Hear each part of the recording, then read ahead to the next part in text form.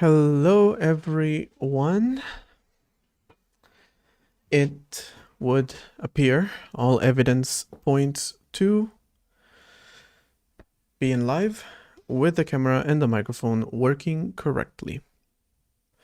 And me always forgetting to change the amount of time that messages stay on the chat from 3 minutes.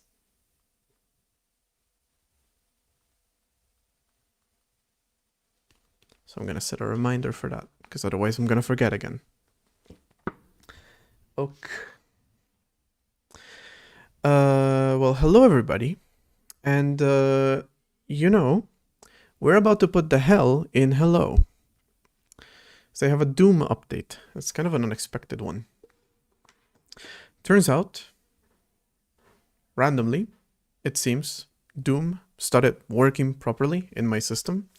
Whereas before there was a rendering bug, turns out this rendering bug was from the system itself. So now it works.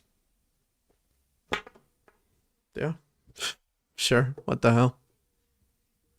Sure, we'll take it.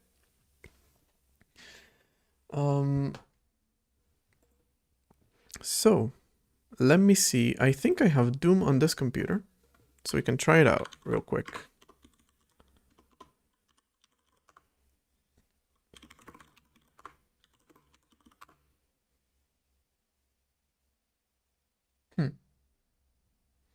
I have changes in a file called tables.h. Okay.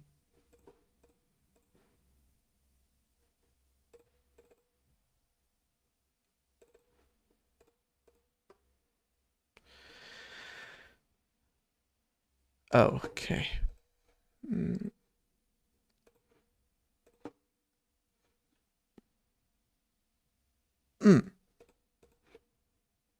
Okay, not really an important thing, but there it is.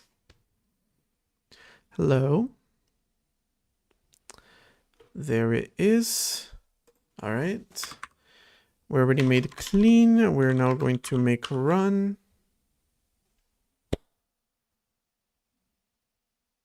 Right, gonna take advantage of the situation to update the Doom source code, which, you know what, fuck it, I already did it on this laptop, so give me a second. Doom, here it is. Can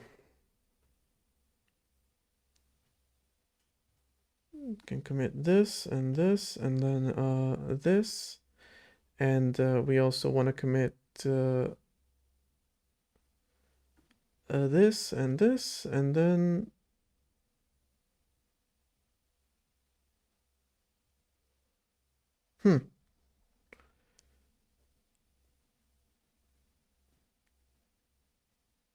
well, I definitely want to commit that.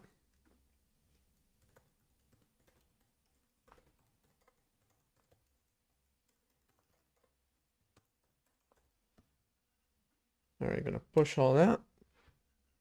I said gonna push all that. And I'm gonna pull again and have some changes made into the system.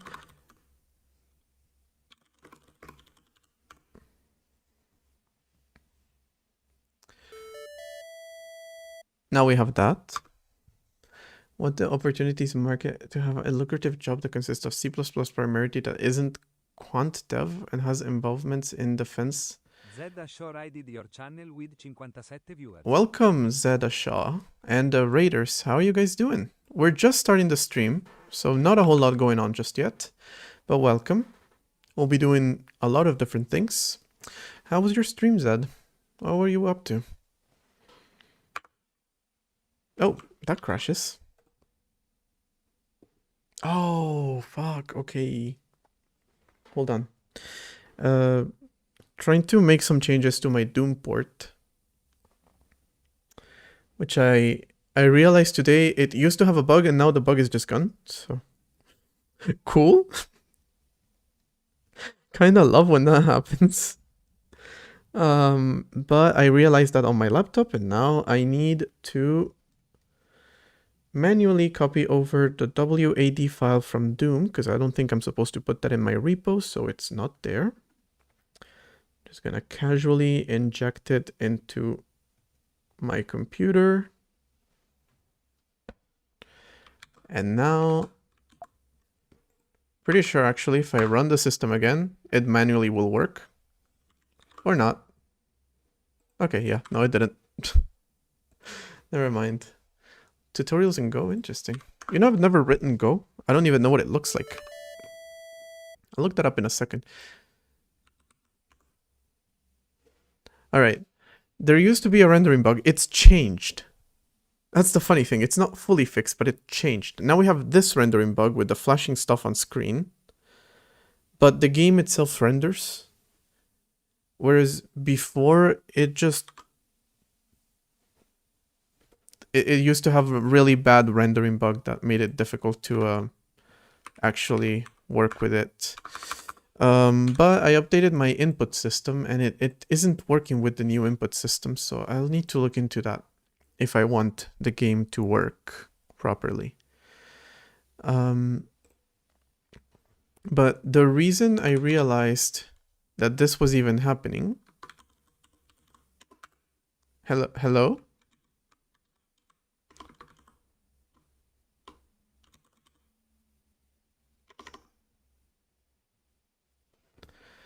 This new fucking launcher is so bad.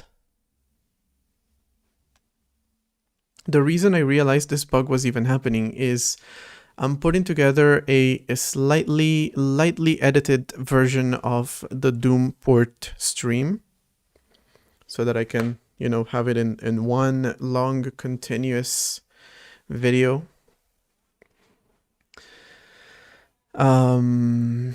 With no distractions, no interruptions, no ads, no waiting, none of that stuff.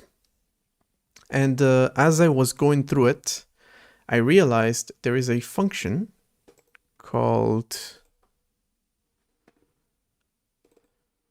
God, what was it called? I probably implemented, yeah, this function. Wait VBL, which is something to do with vertical sync. And I saw in the stream that I was commenting out this function and I never even brought it back. So I was like, wait a minute. Maybe this function is the reason that there's weird rendering issues because everything's not syncing up. In the end, that's not really the reason because this function is really only called by networking code and it is called by menu code, and both have to do with quitting. So that's not it. But before I realized that thing, I implemented the function, I ran the system, and all of a sudden, it ran fine. Like, the rendering bug was even less noticeable than it is now. So, okay, now, is the system just casually freezing, or... Because this is a rendering bug, but, buddy, I thought I had you figured out, but apparently I don't. Hey, Stony. You tried that when you tried to fix it? Yeah, that's the funny thing, is it didn't actually fix anything when I implemented that function. But it made me run the game again, and I was like, wait a minute, why the fuck is it completely different now? You see how the rendering bug is gone now? It appears for a bit, and then it disappears. Now it's working completely fine. Every once in a while it appears, okay. Not completely fine, I guess. But this is an improvement from the last time I ran the game, so... What the fuck happened? I don't know, don't look a horse... A mouth, something about a horse and a mouth.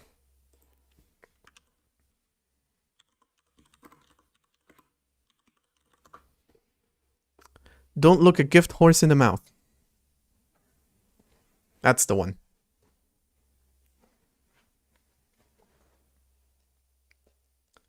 Doom fixed itself. Yeah, the code is just that fucking good. It's just that good. Alright, before I do anything else, I was actually trying to search Go. And I just ended up auto-completed into Google. I was trying to search for Go because Zed just rated, and I was doing some Go stuff, and now I'm interested. What's Go? Where are we going? Because I don't know what it actually looks like. And I'm gonna run a little test on every programming language that I come across. I'm gonna go to their website and see how long it takes me to find an example of what it looks like. Because for Julia, or Julia, I don't know how you're supposed to pronounce that, but I know about it. I just don't know what it looks like. I mean, I've heard of it. I've heard people talking about it. It's like a legend, like a myth, but never seen it in person. So yeah, but that one programming language,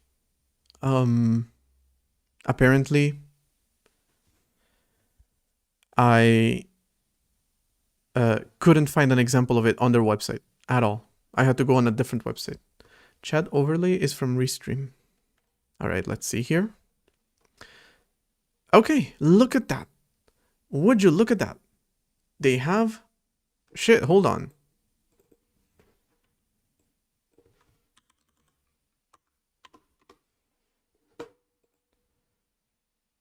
All right, hold on. This is completely different. They don't just have a code example, they have a straight up fucking code editor. Good job. Good job. So from now on, anytime I look into a new programming language that I haven't seen, I want to see how long it takes to find the actual code on their website. I would time it, but I'm really bad. I just yap a lot, so that wouldn't really work. Okay. Rust also has a playground too?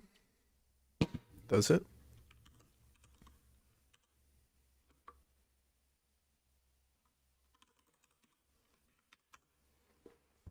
I feel, I'm not gonna lie, Rust has a big issue with discoverability. Because there's a pretty popular video game called Rust. There's a pretty popular, like, metal phenomenon called Rust. So you never know which one you're gonna come across if you search for Rust. You see, 2 out of the 3 results are for the game, but the first one is for the programming language. Although this is Google, on DuckDuckGo it's not so. Yeah, so this is what I mean, like your main page of your website doesn't have an example of what your code looks like. Try Rust without installing. Oh, look at that. They also have it. I'm not gonna lie, a Hello World, not exactly the best example. Because it really doesn't show me anything of how the language works. Yeah, to be fair, this is Google. DuckDuckGo is, yeah, it is what it is. I feel like maybe we should have I don't know, a very simple example like this. I don't know how Rust syntax. Can I do this in Rust, or do I have to put a random exclamation point or something? Are,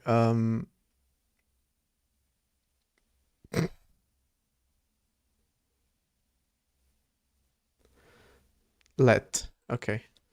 What I find funny is that the first thing is it tells me that maybe I do need an exclamation point when I was about to say maybe I need some weird fucking punctuation.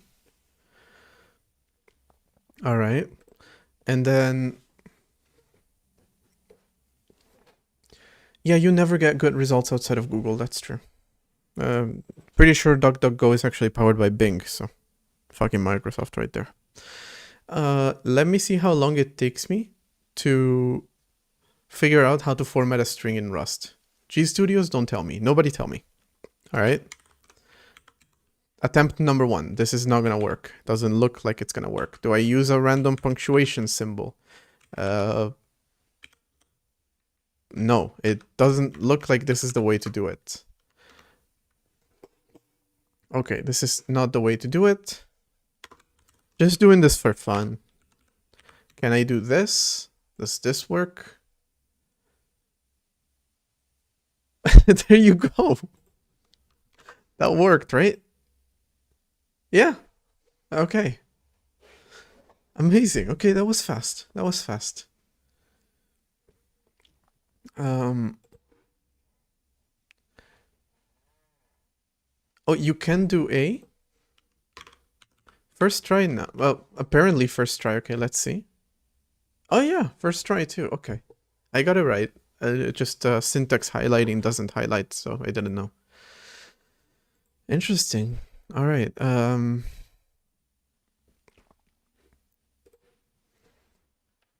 What about declaring an array?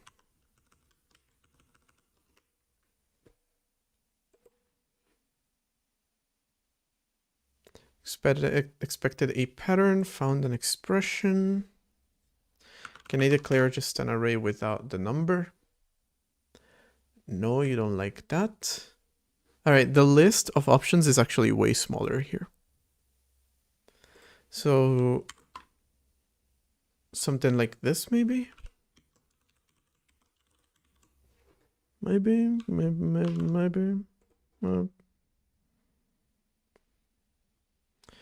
Expected one of these and found a parentheses. Oh, so the problem is here, actually.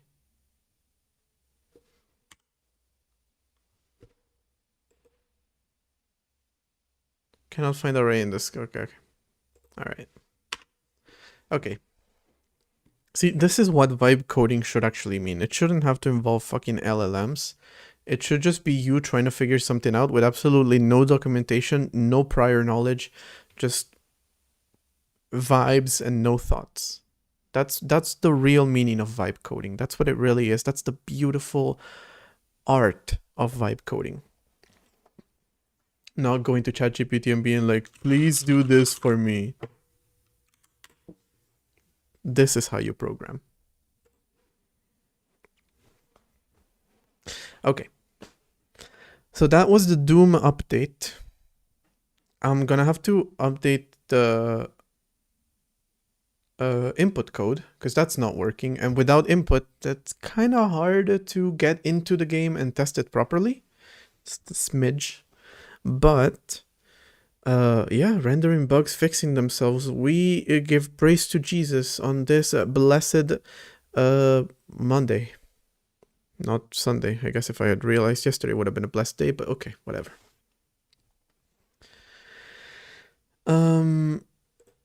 Well, not to Jesus, to John Carmack, probably. Oh, hold on. You just gave me an example for Rust, so I might as well go back in. Okay. Blank slate. Am I capable of remembering how to syntax? Was it func? Do I need to import anything? Is using any name gonna be okay?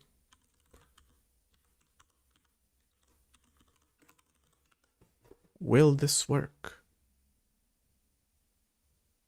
No. Fuck. Can we reset? No, don't remember what I typed, bro. Is there a reset button? Config. FN? Oh. Oh, so that's what I got wrong. Maybe the function name is not the problem. No main function detected, so it needs to be called the main. Okay, got it. And right, println is a fucking macro, which you need to explicitly explain. This is a macro. FN stands for fucking Rust.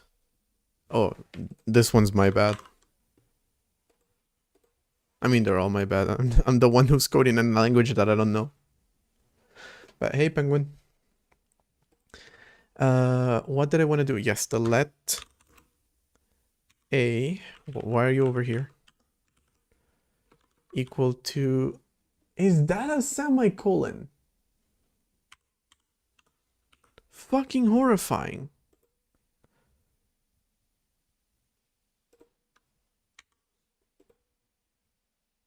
Doom kind of works now, yes. Okay, quick question. Why do I need a semicolon here but not here? And why do I need a semicolon here? Can I use a comma there? Yes. Okay, that seems to be like, can I just put whatever symbol I want in here? Like, the fuck? You can put a comma, a period, a semicolon, a question mark, or a closing bracket.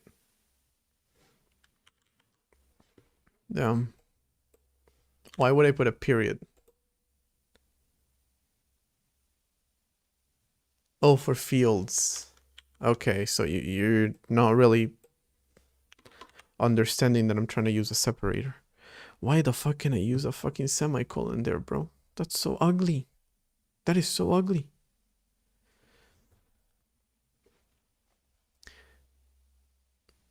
If you don't have a semicolon at the end of the bracket, it is basically a return.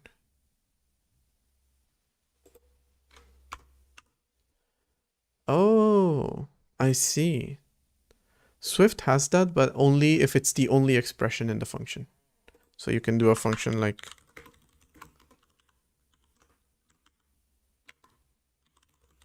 something like this. I guess you can do the same thing. Sorry, it's fn. Well, in Swift it's func, but here it's fn.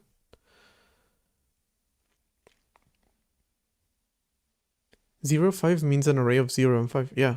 Wait, does the semicolon mean something else then? What the fuck? Okay, but what I was gonna ask is what happens if I do A1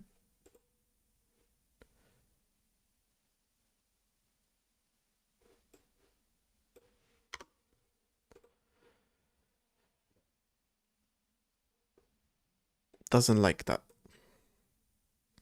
So can I do it out here then? Yes. Okay. They're just very limited. What happens if I put a 2? This operation will panic at runtime.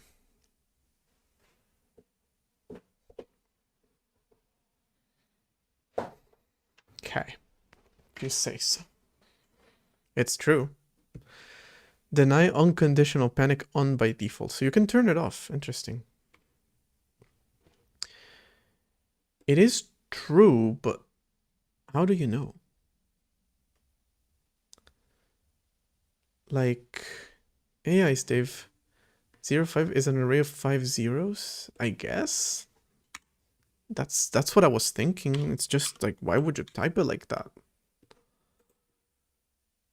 Expression length. Okay. Damn. That's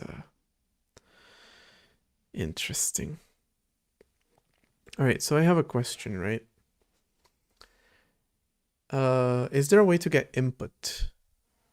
Like, how do I do that? Is there a very simple... No, not exactly.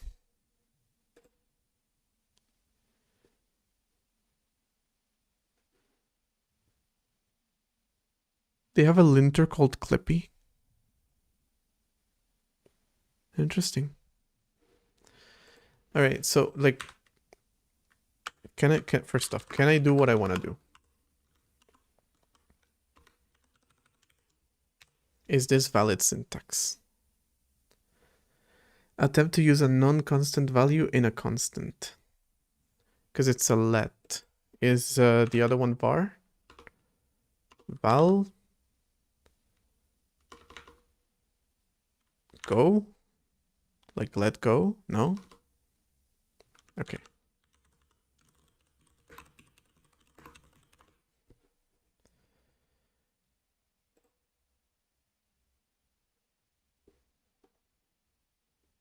Let mut.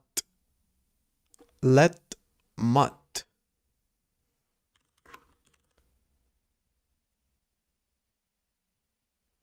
I'm just looking at it for fun. It still complains. Wait, yeah, that's what happens when you look at the question, not at the answer. You can't perform allocation at compile time. So you can't create a compile time, so you can't query a compile time, so you can't base the length of the array on the length vec. This is why they say that Rust is, well, pretty sure Soding said that Rust is for people who are afraid of their computer. Okay, enough of Rust. Enough of Doom as well. Again, this function isn't even relevant, but somehow having it actually reduces the rendering bug. And I wonder if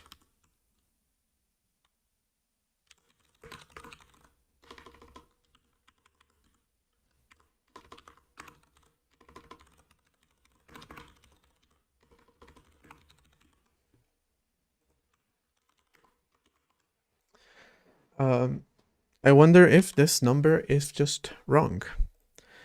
No, I didn't really want a dynamic list. What I wanted to do is to see if I was able to make the compiler compile something that was unsafe. But okay, now I see. Obviously, they don't let you do that. I'm assuming with vec, then you can. There are buffers that are not gonna be checked that way, I guess.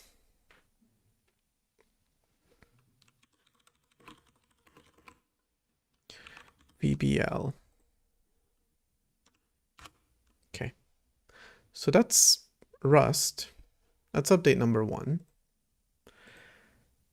Number 2.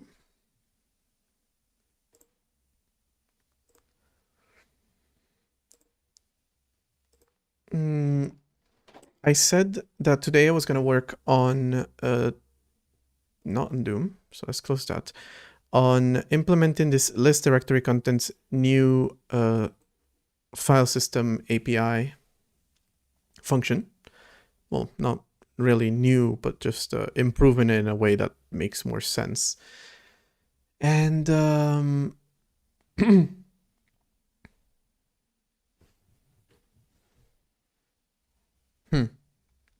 it's not fully thought through it. So there's one more thing I need to figure out when it comes to that. But yeah, there's that, and then there's some bugs to fix in my game. And then there was some audio stuff. So earlier today I did figure out kind of what I would like, some kind of little soundtrack thingy to sound like, but let's leave that for next weekend once I'm fully clear on it. So let's not worry about that today, because yesterday I spent most of the stream just trying to figure that out and just kind of stuck. So I don't want to get there again. Inspiration strikes when it strikes, and there's the whole creative process. You wouldn't get it if you're not an artist like I am, obviously. So okay, enough BS. Let's get into the ghost game. There are a few bugs that I need to fix. There are 2 bugs that are making the game not super easy to play. Let's see them.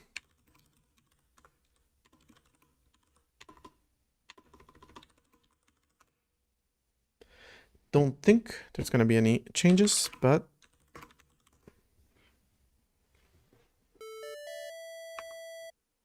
we have that cheery little melody.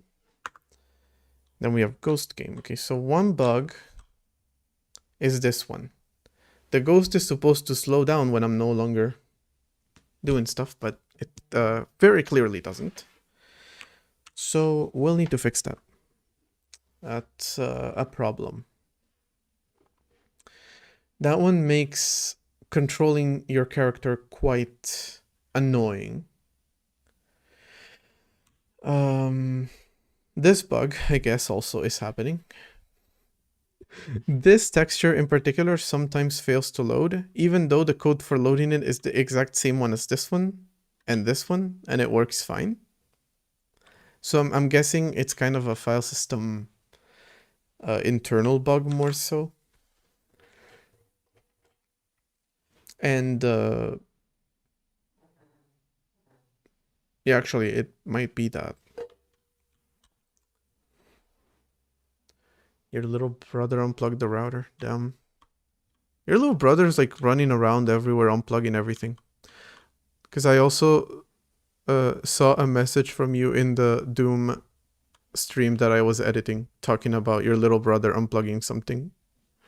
I don't remember what it was, but it seems like a common occurrence. Okay.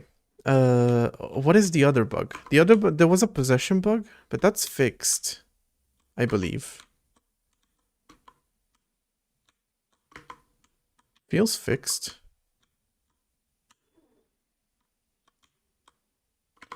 Yeah, the main issue that the game has right now is...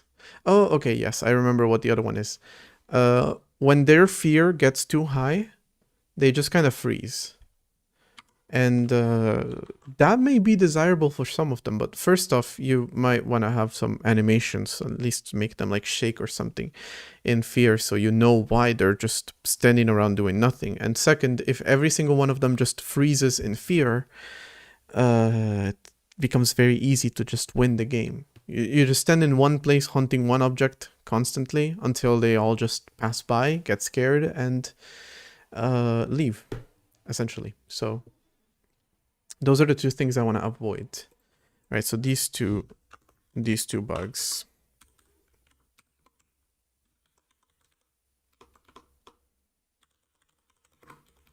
This is the main one.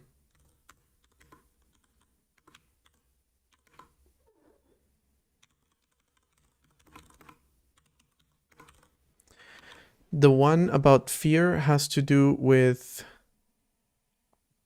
flee to another room could be one. Yeah. The problem right now, the underlying issue behind it is that their AI is built entirely around smart objects. So I have a need. I have decided I need to take care of this need. I'm going to look around me for an object that allows me to take care of this need. There isn't one. That's it. Nothing else happens after that point. They're just stuck there. Their AI doesn't reset, and I don't think I'm going to make a room a smart object. I'm instead going to give them a fallback, most likely. Or even an internal action that they can do on themselves to lose fear. Because again, what happens if... Imagine I reuse this AI for a life sim game, and then... Which is what this type of AI is built for. And then they don't have a fridge. Will they like forever freeze just because they're hungry? No, that doesn't make any sense. So there should be a fallback. Also, there should be a scoring function, and if you're unable to handle a need, then you should move on to the next need. But if that's not the case, then we need to have some sort of a fallback. So that one's a little bit more complicated to fix. Whereas instead the movement bug, I feel like we might be able to debug it somewhat. I have a clear way that I want to debug it, essentially. Just gonna check if it's an input bug or a game logic bug. So if this print here shows me what I expect it to show me, then I know it is an input bug in the system. If not, then I know the issue is something else within the game itself. If it's press,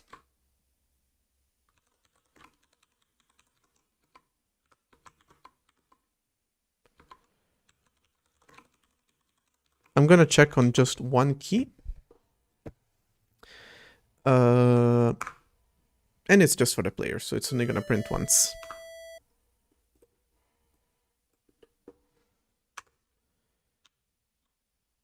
Okay, so now it worked. Hold on. Let's move this over here.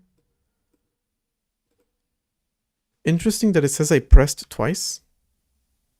Pressed, released, pressed, released, pressed, released, pressed, not released. There's the problem. There is the problem.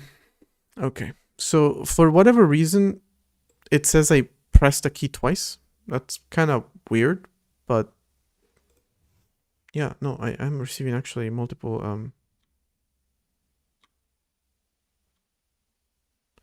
The real bug that's causing this is that actually I'm pressing and never releasing because it's not detecting the release. But oh yeah, you receive multiple key events, right? That's a thing that can happen. Okay. So we're straight up not fucking receiving an event. So yes, the debouncing is not working right again.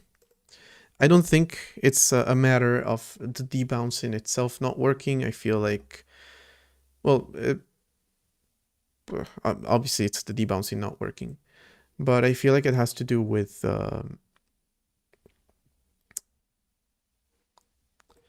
not with the time for debouncing, which this cooldown here of 75 milliseconds. I feel like it might have to do with the logic. The way that it works right now is I register when was the last time that you pressed each of the keys on the keyboard. 256 possible keys, 64-bit values. Okay.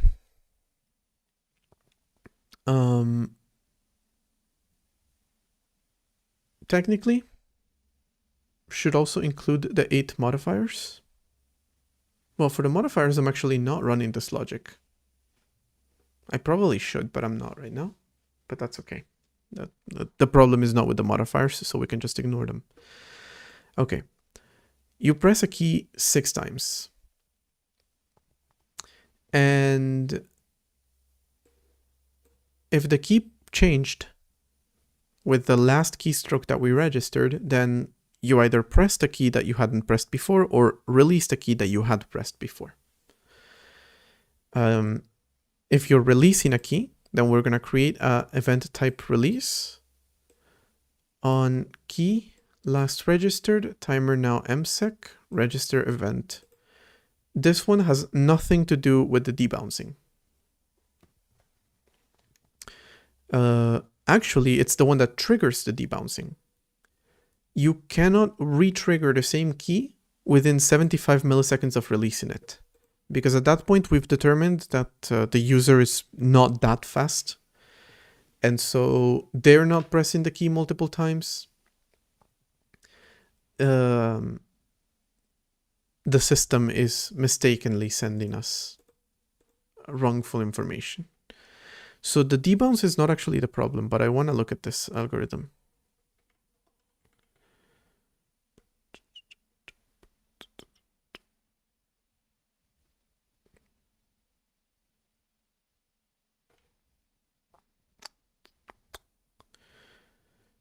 Ping pong is a variation. The integrated itself, well, I have to know what this is.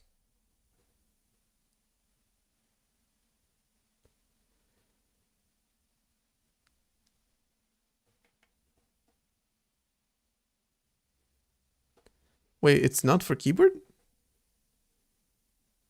This is for keyboard. Oh, one button or key.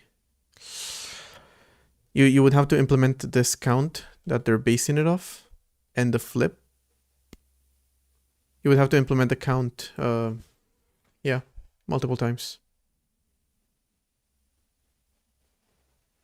So, yeah, probably shouldn't be too difficult to implement, but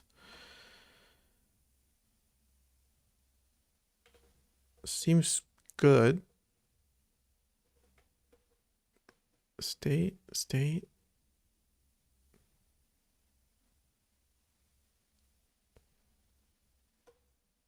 Can't say I understand this one, but okay. Either way, the problem is we're detecting a key being pressed without the key being released. That is weird. Yes, I am developing an OS. That is just really weird. Unless the key changed places. Why would it when I'm only pressing one key? I'm not always pressing just one key though. Oh. Hold on.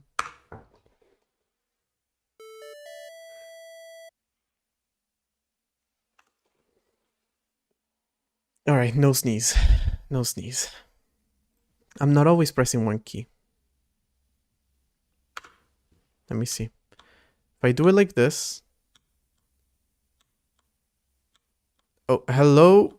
Missing textures. You're getting worse. But when I press multiple ones.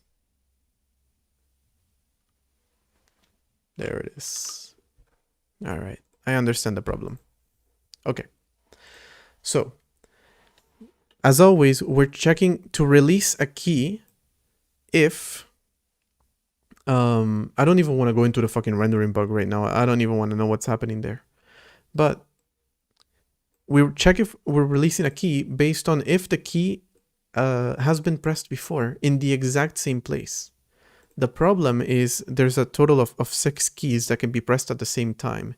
And when you're pressing multiple keys, for example, I can press S and D. And then I can release them in the opposite order. No, in the same order. I release S first and then I release D. So the keystrokes look like this. So I press S, then later I press D while keeping S down, so it looks like this. Then I release S and I'm just left with D.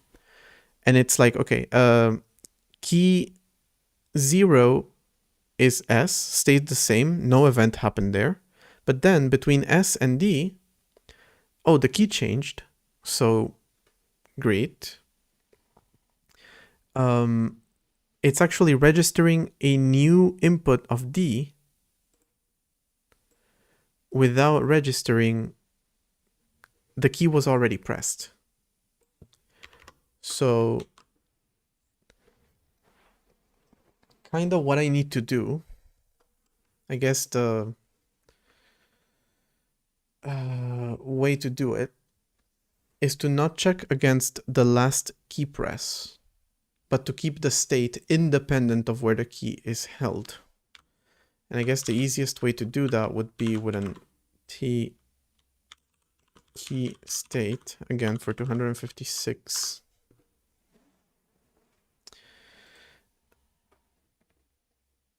And instead of using the last key press,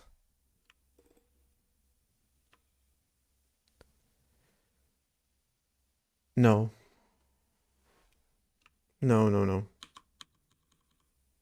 That won't always work. Because then I'm losing track of which key.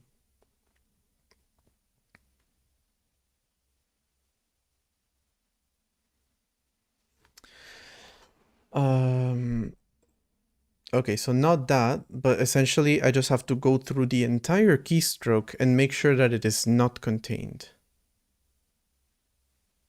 Right? No. Again, let me look at the example as I drew it. Drew. Wow. This is drawing now. I press S, then I press S and D. Then I release S and D moves over. It doesn't stay in the same order all the time. Actually, no, it doesn't.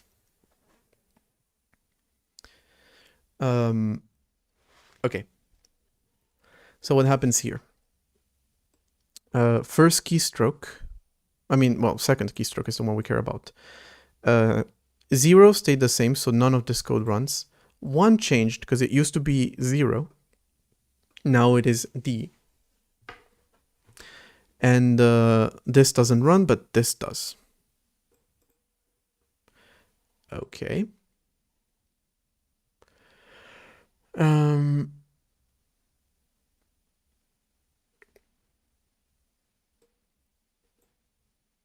Next, keystroke.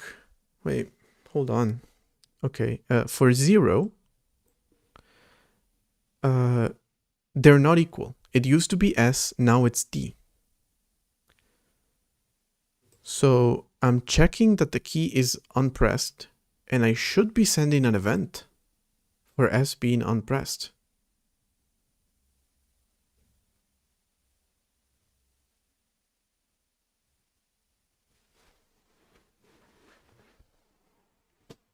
I should be sending an event because I'm checking if it has a key in the past. And so it's like, okay, there used to be a key here, now there isn't. So the key is unpressed.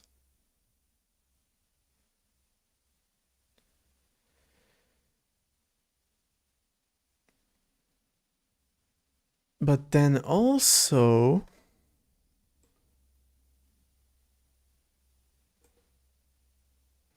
it is sending a second event for D being pressed when it hasn't been pressed again. Containing the key state and time, and then an array of 256. The problem is I'm not sure that the thing I think is happening is actually happening.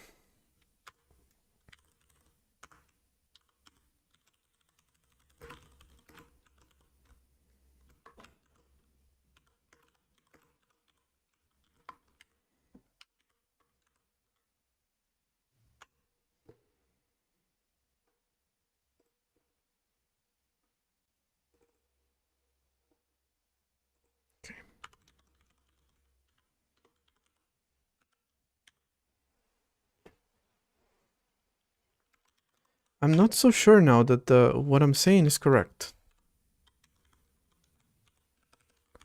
I guess I'm gonna log it.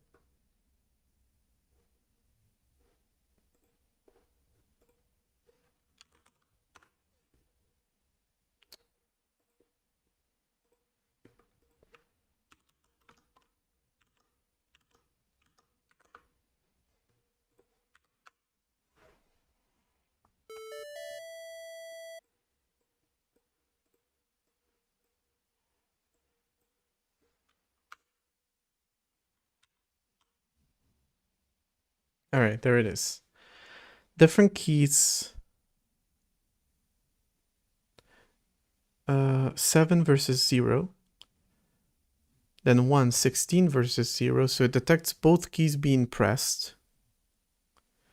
Then 7 versus 0. Then 0 versus 7. And the 16 was never unpressed. No one ever detected that 16 was also unpressed. And 0x16 happens to be, I'm assuming, the down key, because that's the one that it moved towards.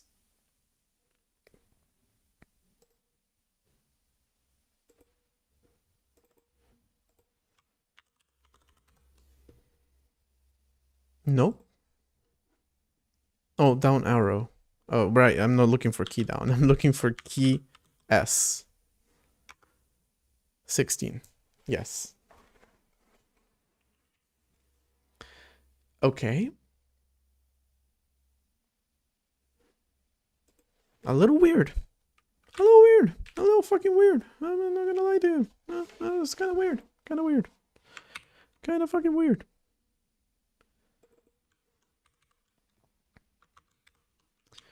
Let me log the entire thing. It's gonna be a lot of keys being logged, but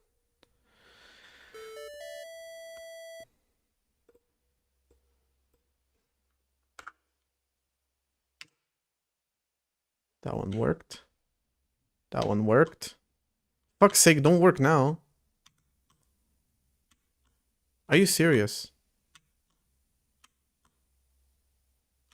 Are you serious? It's working now. Come on, man.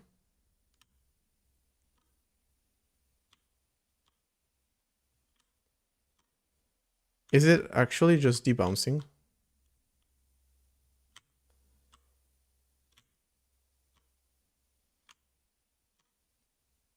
Okay, there it is. There it is. It happened.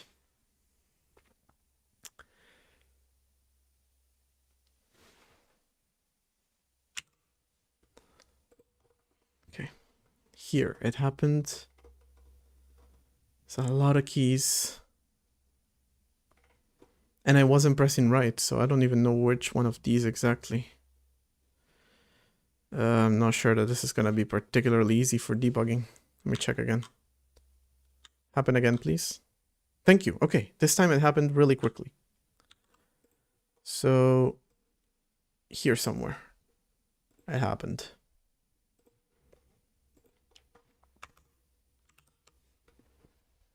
Okay.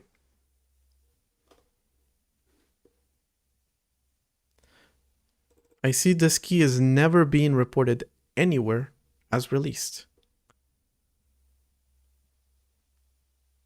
No, wait, I'm never reporting anything as released. Never mind. 7 and 7, so everything stays the same. 1 and 1A, okay. Empty, empty, empty, empty.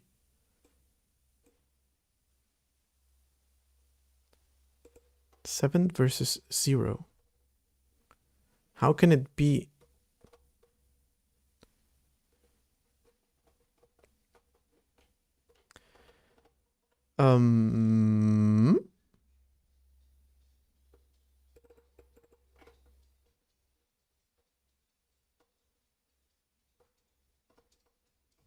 I wonder if this being here is messing something up. But here's an interesting thing that's happening. This is one keystroke, and this is the next keystroke immediately after. This one is the current value, this one is the previous value. The current value of this one becomes the previous value of this one. Why is it 0 now? And why is this one not kept?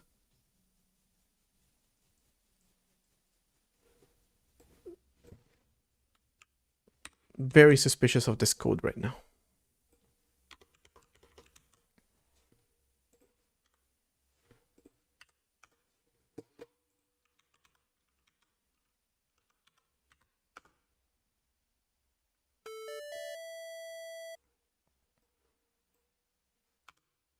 Excuse me? Oh shit, hold on. Wait, that code's a little bit important. Shit. There's parts of the system that I haven't written to update to not use that code. In particular, the boot screen.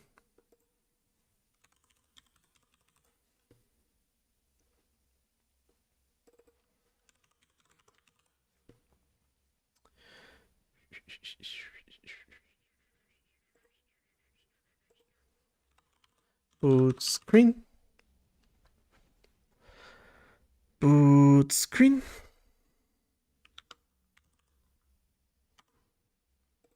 This.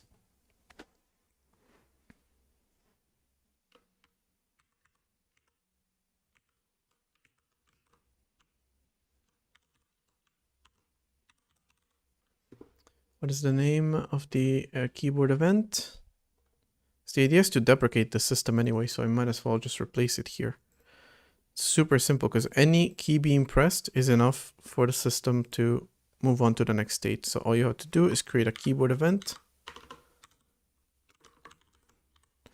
And if sys read event current KBD, that's all we need to check. I just lost my old GitHub account because of 2FA. I changed some things on my number, then there was a message on GitHub and now I can't update. What? How did that happen?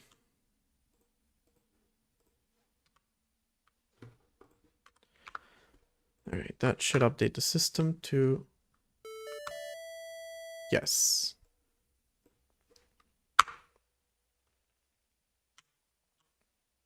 No, it immediately happened.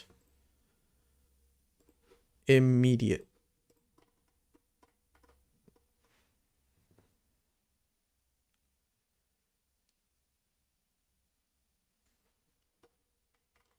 The previous keystroke is always 0 now. Did I accidentally comment out that code? Yes, I did. So, yeah, that makes sense. That's my bad.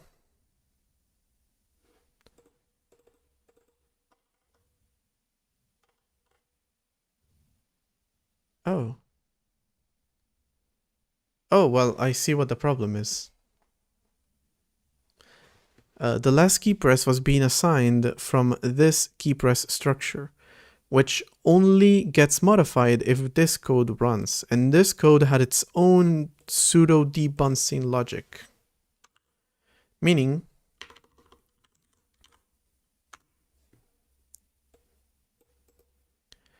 well, it only worked in certain occasions.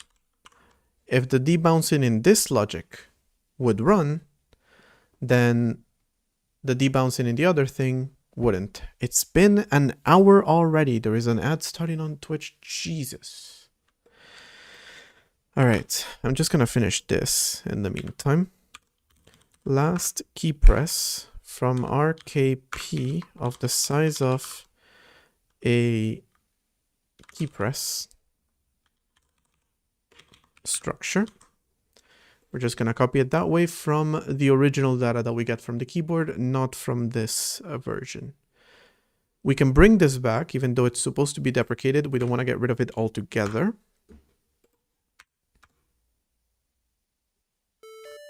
Actually, kind of do, but not right now, not this very second.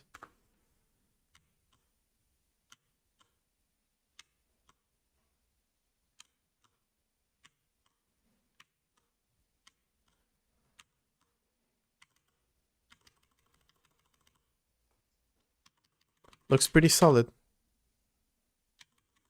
What just happened? What just happened to me? I feel like he moved very erratically right when I was looking off screen.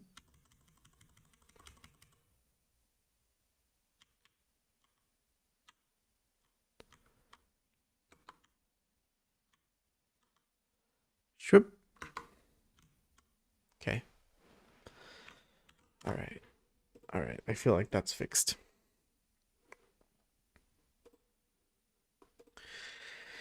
Worry not about the ads. Do not let the ads worry about you. For I am not doing anything important. Then again, you don't hear this. If you're seeing an ad right now.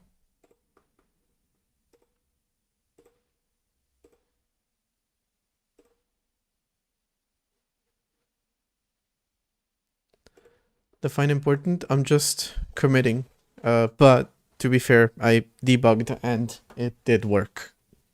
It seems to work anyway. We're gonna test it properly in a little bit. All right.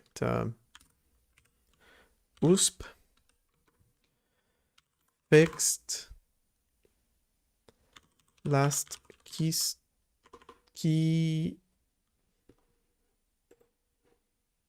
press. Key press. Bug. See, I never would have realized if I didn't suspect this code and comment it out.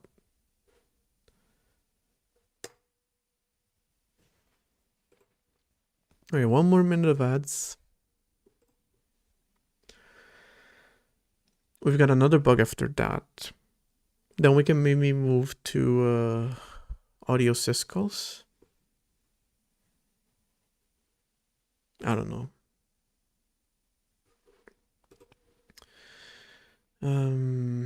I haven't even given a thought to what I want those syscalls to be like. So that's kind of a problem.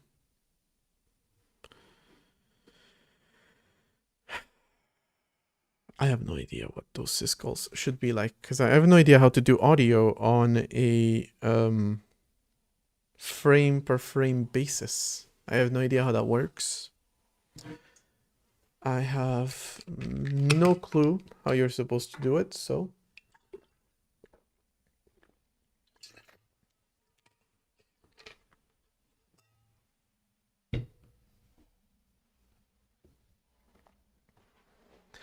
Dog is calm today. He is not emotionally manipulating me to be a lapdog, so that's good. Better than yesterday.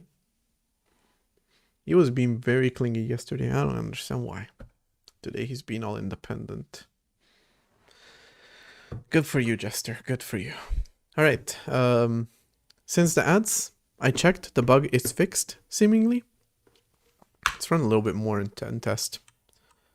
Well, If you go in the opposite direction, you press the wrong key, that's on me. That's on me.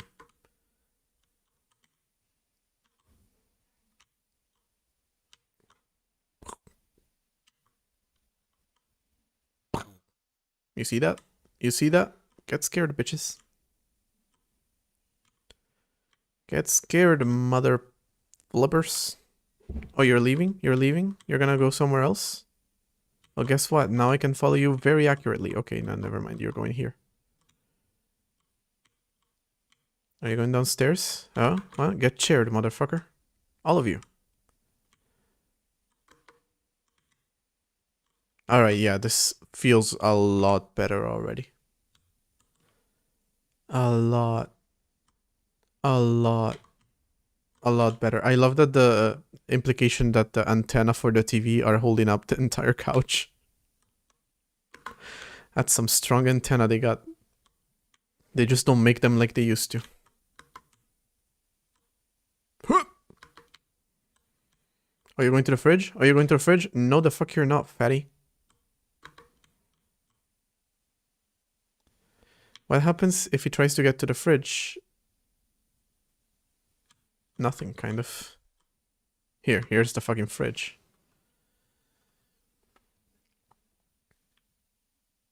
Trying to implement the advanced thingy? Interesting. It seems like it works pretty well now, honestly. I haven't had any issues with debouncing so far. So I don't think I'm gonna need any of that. I hope not, because I'm honestly tired of debouncing stuff.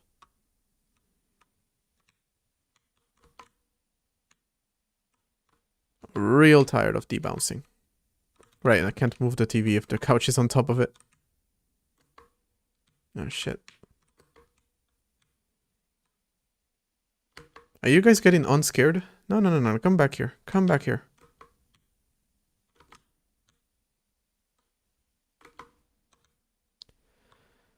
Just for fun. That's understandable.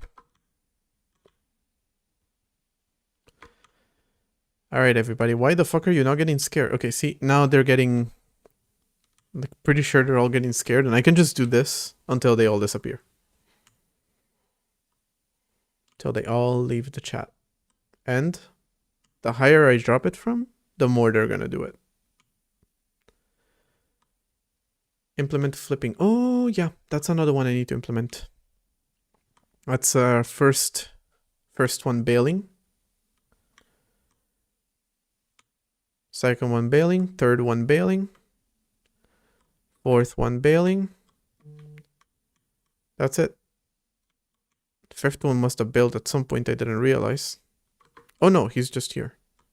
But again, frozen in fear, so all I have to do is this.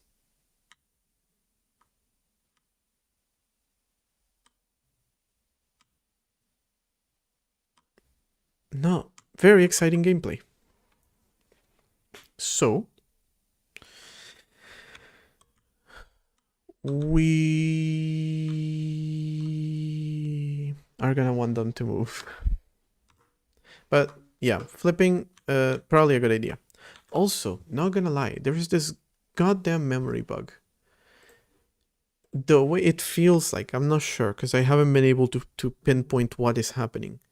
But it feels, essentially, what does happen, in practical terms, is you run a program multiple times, and eventually the whole system freezes. Like there, the system's frozen right now.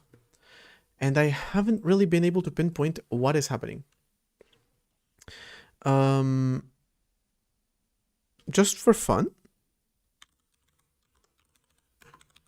let's run GDB on it.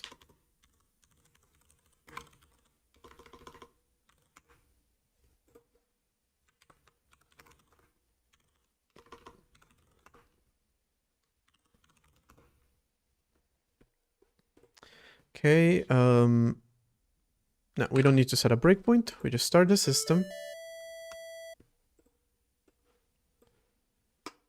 This is another bug that also happens sometimes. It's kind of funny though. All right, there we go. System launches, game freezes. All right, so the system's running right now. What the fuck are you doing? We're in an exception vector. And who called this exception vector? Register process memory. When registering process memory, it failed.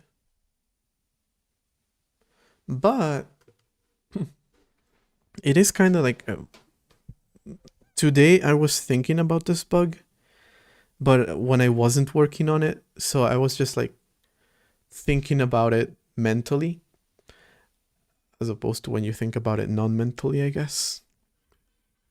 The point is I wasn't actually like sitting in front of the system or anything like that. So I was thinking about it and I was like, wait, what if the reason that it freezes is that it keeps continuously crashing? And what hypothesis did I have for that happening?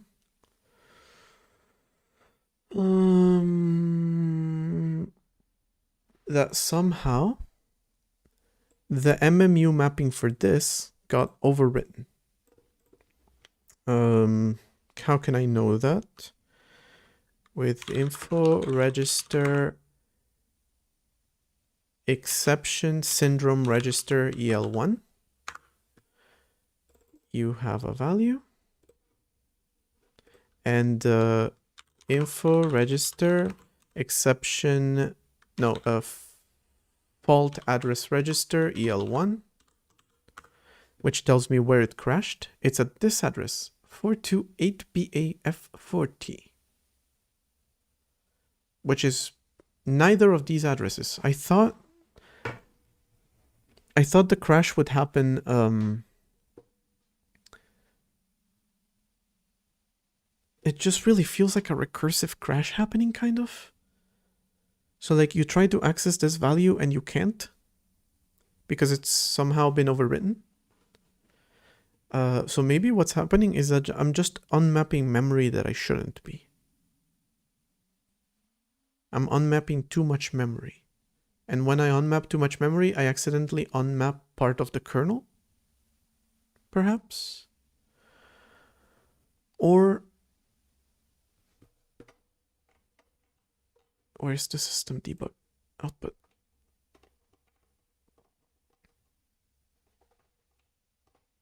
No. Is this the one? Yeah, this is the one. Launcher.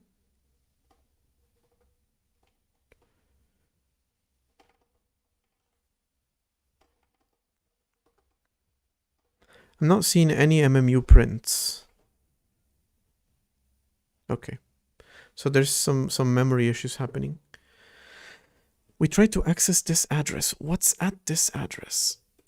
We won't be able to read it most likely, but yeah, cannot access memory. So what about this address? Can you access this memory?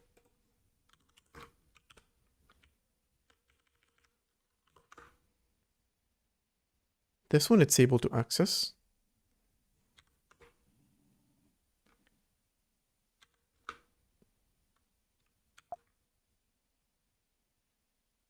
Hold on, because there's actually stuff happening here.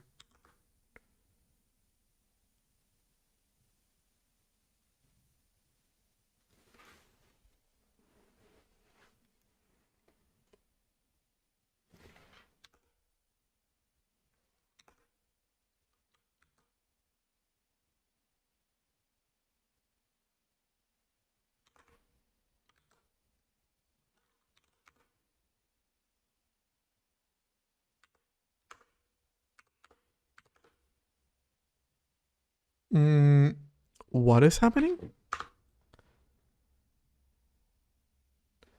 It seems to access this and then immediately crash again.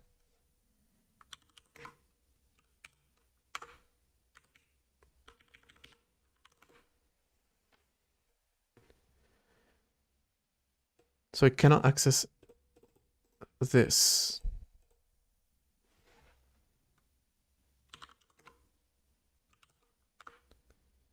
Except it can.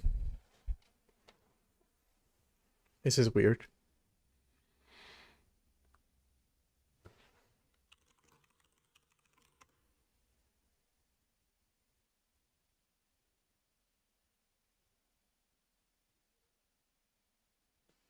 This is the faulty address. This bitch right here is the faulty address. This is, yeah. It was trying to access whatever this address is, and it crashed. And the SP, the stack pointer, is very close to that address. It's suspiciously close to that address. So that means that the stack pointer is the one for the program.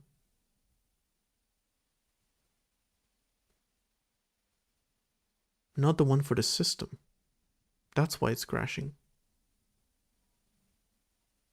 Okay. I'm gonna keep everything I just said, which probably didn't make a whole lot of sense, as a note to myself, so I can go back, watch the VOD, and remember this when I'm actually debugging the damn thing.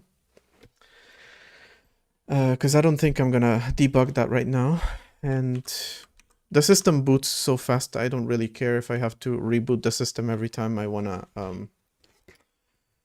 run the game. So it's been fine so far. It's gonna be fine for a little bit longer, but now I have this interesting thing. For that matter, can you save? Yes, look at that. You can save terminal output. Don't think I've ever done it before.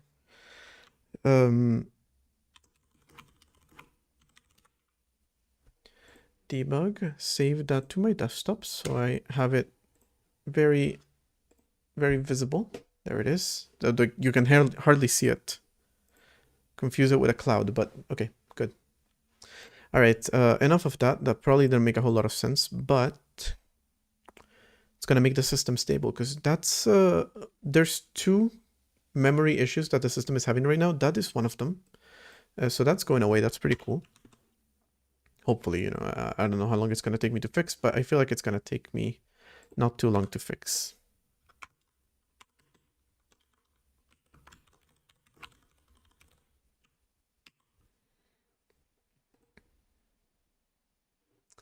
Bye, MX. Okay. About implementing image flipping. It's really as simple as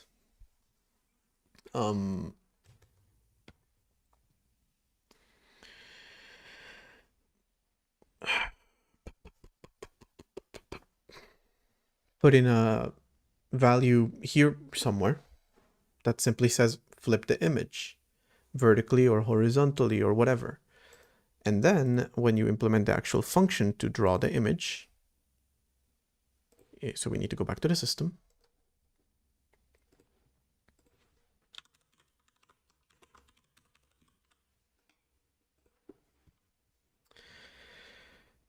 This for loop or this for loop can just be inverted, and that will draw the image backwards.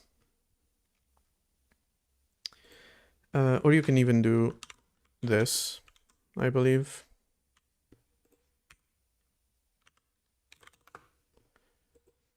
And then every image is going to be rendered backwards here, but we can test that it works.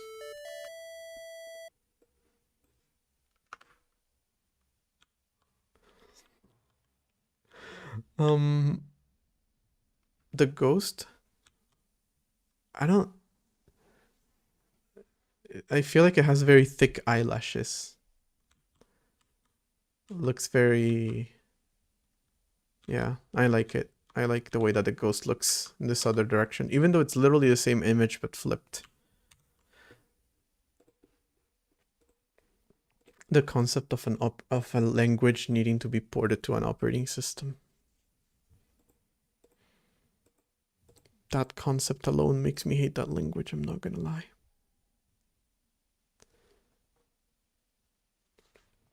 All right. So again, it would be really easy to do this, but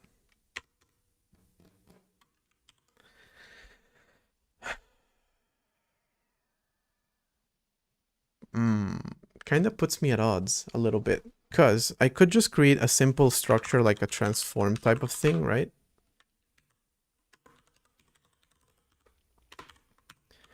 then you can define image flip or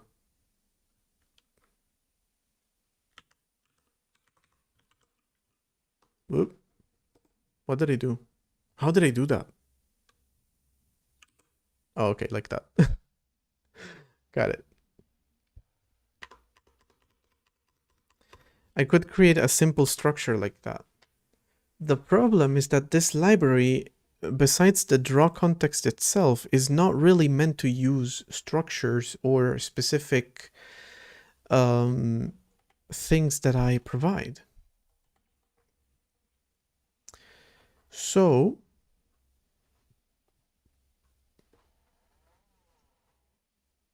need to censor this goddamn dog. I swear to God. Have some fucking decency, Jester.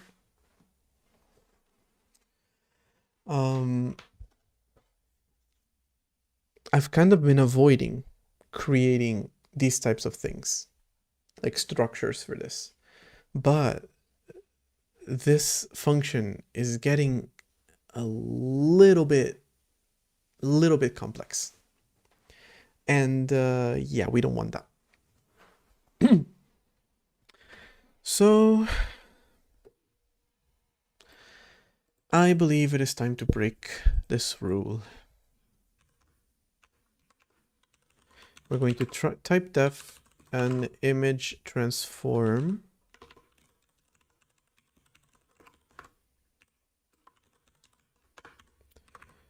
Kind of need to get out of the habit of naming these structures. There's no real point to that. My God, he's going at it. Like a really long time. And it's really gross sounding too. Ugh. Don't get a male dog. Don't get a male dog. That's all I can say. All of these are gonna be moved to here. So uncomfortable. Jester, please. It's a very disturbing sound. Ugh. Please stop. No, you're not doing anything wrong. It's just go do it somewhere else, please. Anyway, all of these are going to be moved into the image transform, and then we're going to add a few new ones, like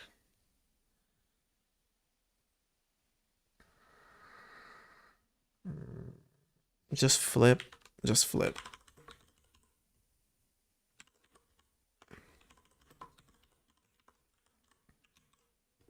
Flip Y.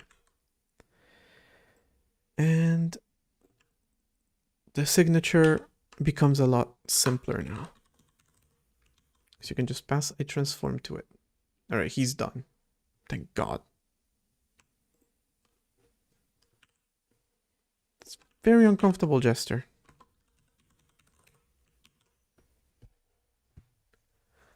I don't think you want over 30 people watching you do that. You probably do. You're gross, but still, I don't want you to do that. Okay. The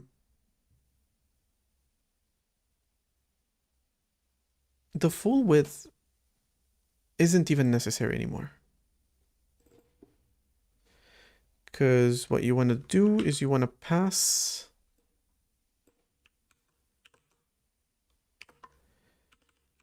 a full width and full height.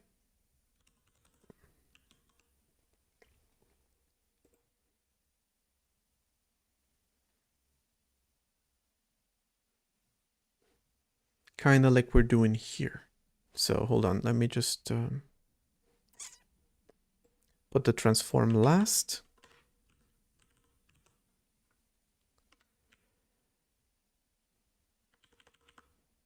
All right, that's the new function signature. And that's gonna make it a lot easier to work with this. All right. Now, all of those things that I got rid of in the header are now inside of transform. This is the best fucking macOS feature. giant mouse.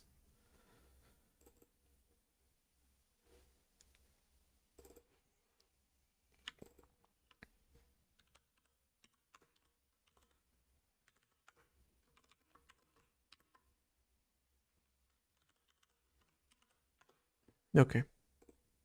That and that.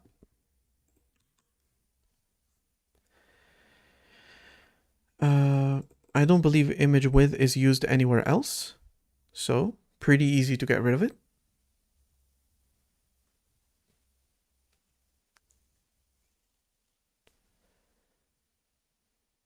And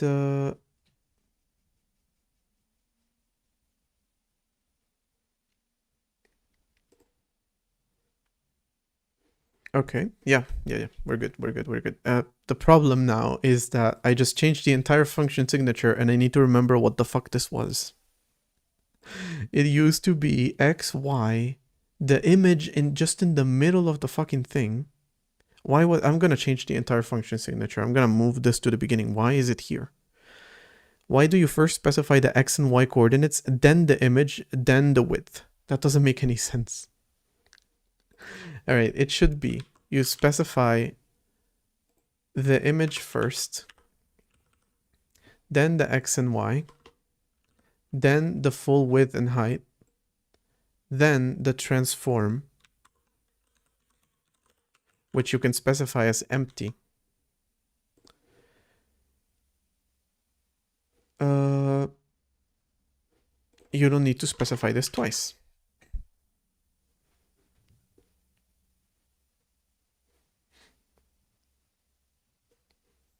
Okay, yeah. And then I need to update this function signature for the millionth time today to get rid of, or to move img to here. Okay. Luckily, this function is not used anywhere inside the system, so not a whole lot of breaking changes. But we are going to need to calculate y index is going to be dependent on the transform flip x.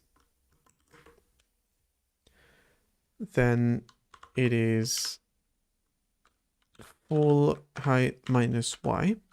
Otherwise, it's just y. And don't ask why. Likewise,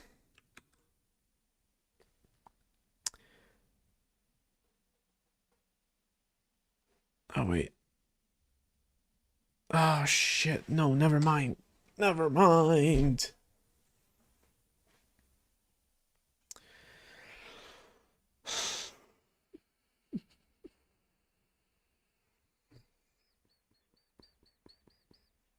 Start y.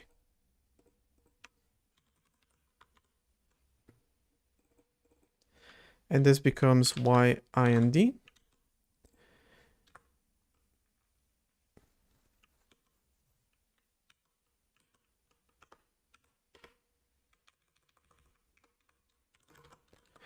If transform flip y, then we're going to be decrementing the row. Otherwise, we're going to be incrementing the row. And likewise, here it is a lot simpler logic here. The x index is if transform flip x. I used x here, it shouldn't be used y. If transform flip x, then it's going to be col minus x, otherwise it's going to be x. No, it's going to be col. No, col is x. Width w minus col, otherwise it's col. Okay. Did any of that make sense? Let's find out. No. That's because I'm using start Y and start X, which used to be offsets.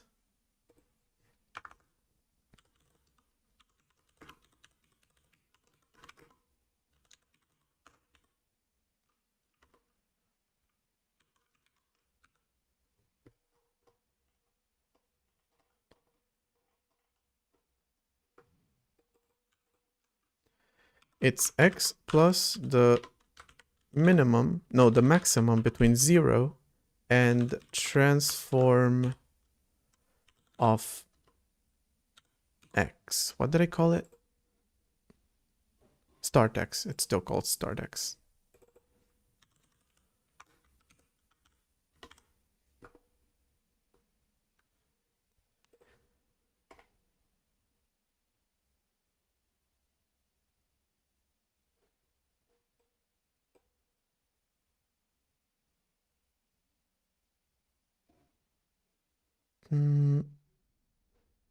Wait, where is this used?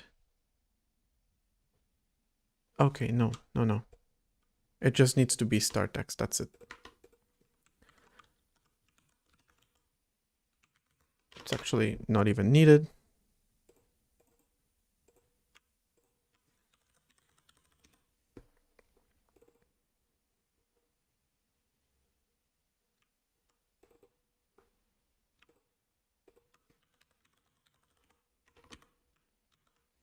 Okay. Now will you compile? Still no. Oh. Wait.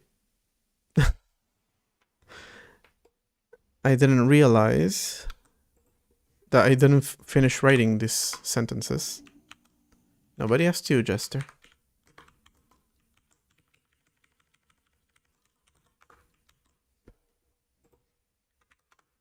Oh, and I kept one start X here.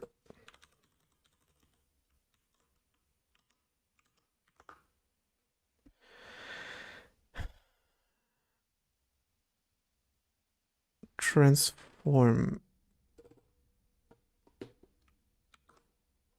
Oh, it's image transform. God damn it, one more. Wait, I just straight up stopped writing in the middle of the sentence. What the hell?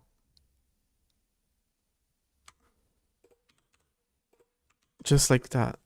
That's so stupid. Alright. See, now that one works. Okay, so that's the operating system. But now the game itself.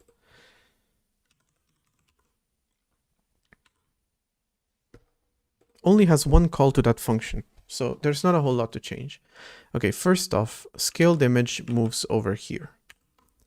Second, we provide the image's full width and height.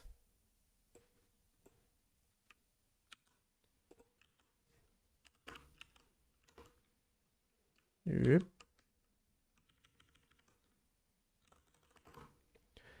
And then after that, we provide an image transform. Z Nourish. Welcome. Thank you for the raid. How are you doing? What have you been up to?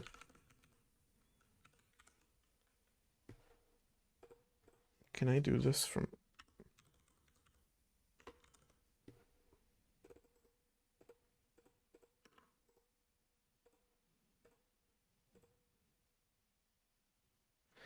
Having a pretty good stream. That was not the right command.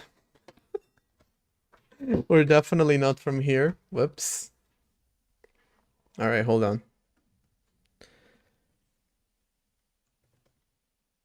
Okay, that was the right command. I just cannot send it from an external chat. All right, there we go. Oh, double shout out.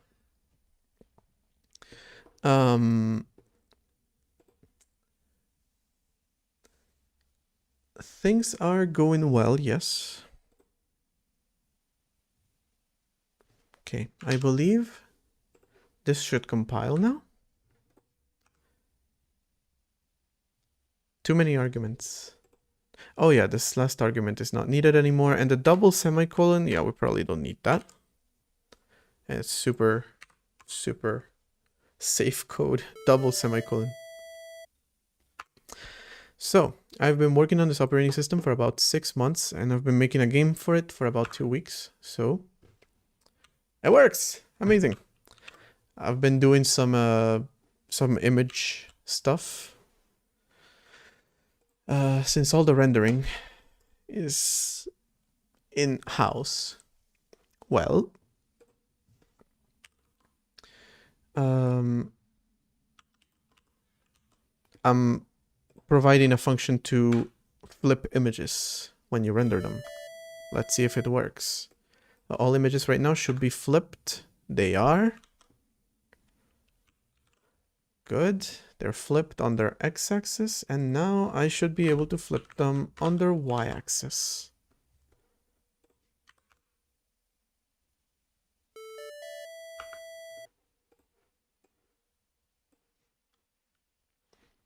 Rendering API UM or KM? What are UM and KM? I'm not sure what that stands for.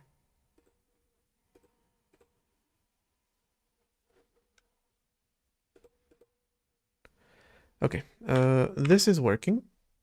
Oh, user mode or kernel mode. The actual rendering? User mode, actually. Then it just sends it. This is actually a library that's integrated, statically linked into the game. It's provided by the system, but then it gets statically linked into every executable. It should be dynamically linked, but that's not a thing that I currently support. It's not a thing I currently need. So it is user mode. Just the rendering though, everything else then happens in the kernel.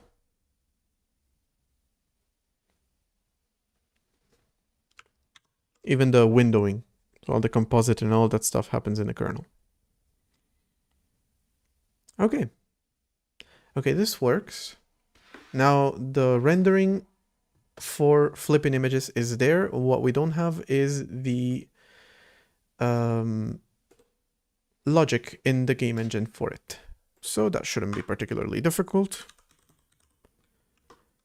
An image transform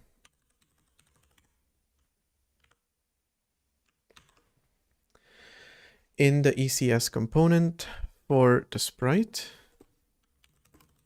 And before I forget, I'm gonna make a clean. Because otherwise it's not gonna be reloaded, it's gonna have weird bugs, and I'm not gonna understand why. All right.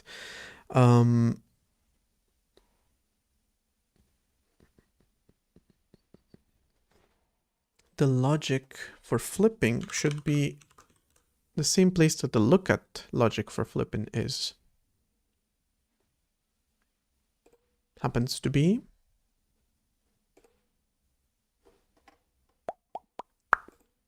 here, right? No?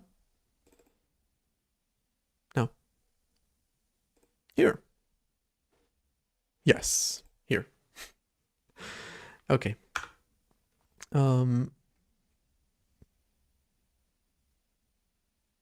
We don't have access to the sprite here, so that's kind of a problem. Let's take that. Sprite S.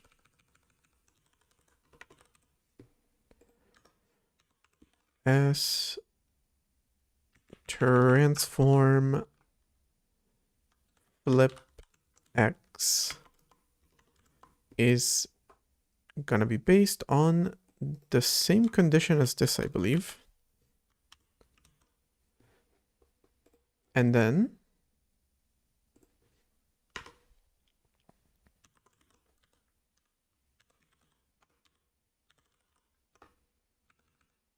actually, why am I doing all this? No, actually, it makes sense. Yeah.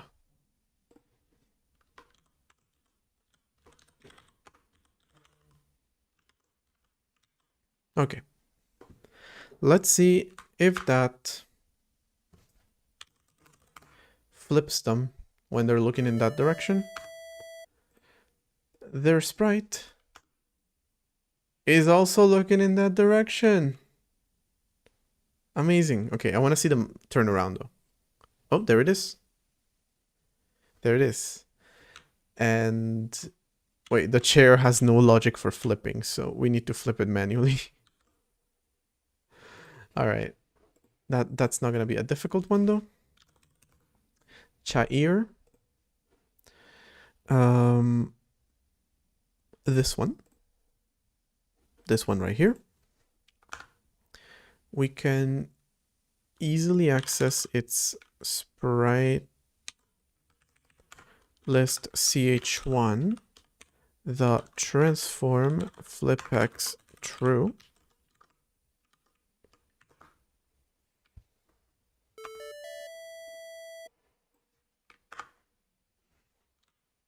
and did I just see a bug?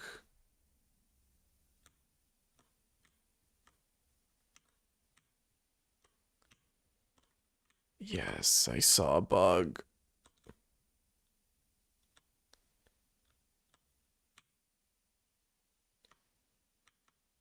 Oh, I understand the bug. Okay. It's not as bad as I thought it was. Okay. Okay. That's not gonna be a problem. All right.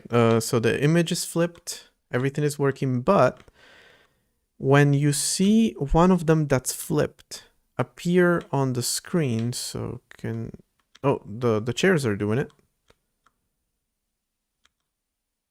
Yeah, that's not right. The chair is kind of going into the table, which is an interesting effect, but not exactly what I'm going for. Actually, great, and then you can see them appear out of nowhere, seemingly, because the logic is not fully correct when you're flipping on the x-axis. Though I believe if you're flipping on the y-axis, it's probably fine. On the x-axis, it's not. However, why am I so low? Why my camera... my camera moved. All right. The good thing is I don't have to find one of these guys that is flipped around in order to test the rendering bug. I can just look at the chair. Yeah, it kind of just slides in and out. It's kind of an interesting effect, but it's not the one I'm going for, so. You do like a tidy chair. That puts itself under the table. But again, not exactly what's supposed to happen. The reason that is happening is that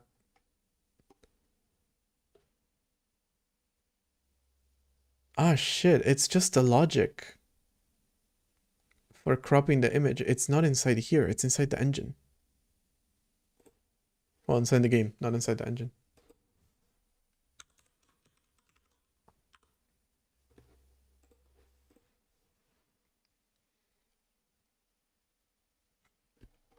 All of this logic for adjusting the rendering is specific to the image not being flipped. If the image is flipped, all of this logic is backwards. Oh, for fuck's sake. All right. I'm gonna have to figure something out about that.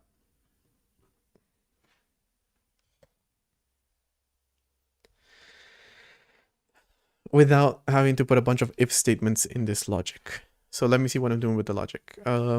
First, I'm just getting the camera adjusted location of the object. Then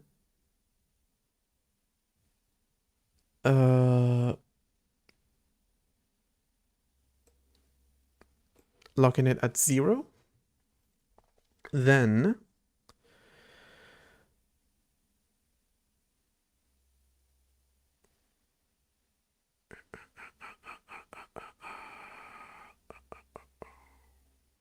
fuck.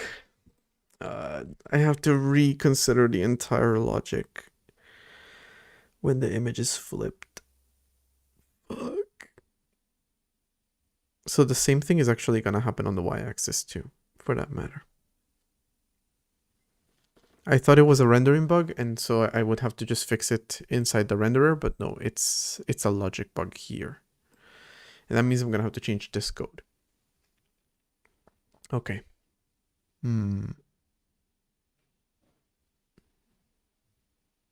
Which I don't understand. My brain's just blanking on how this code fucking works right now. God. Okay. The location X is the place on the screen in which the image renders. That stays the same. However, the offset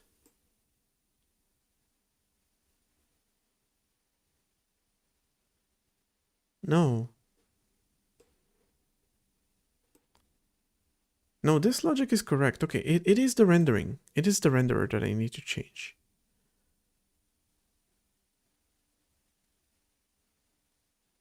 Right?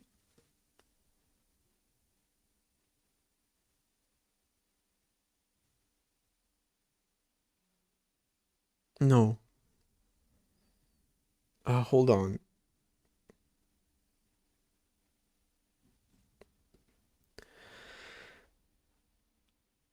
Oh, this is so confusing. I need to visualize this. Where is Excalibur?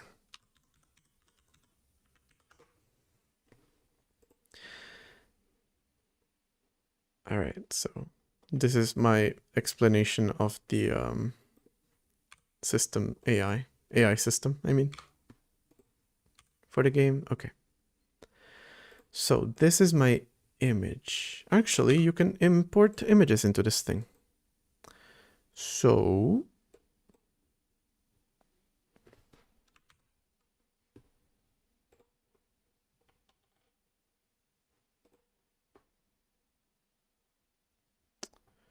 where are you, chair? Where are you, chair? Here. Couldn't insert image. Try again later. Never mind. All right, we're just gonna make a chair ourselves.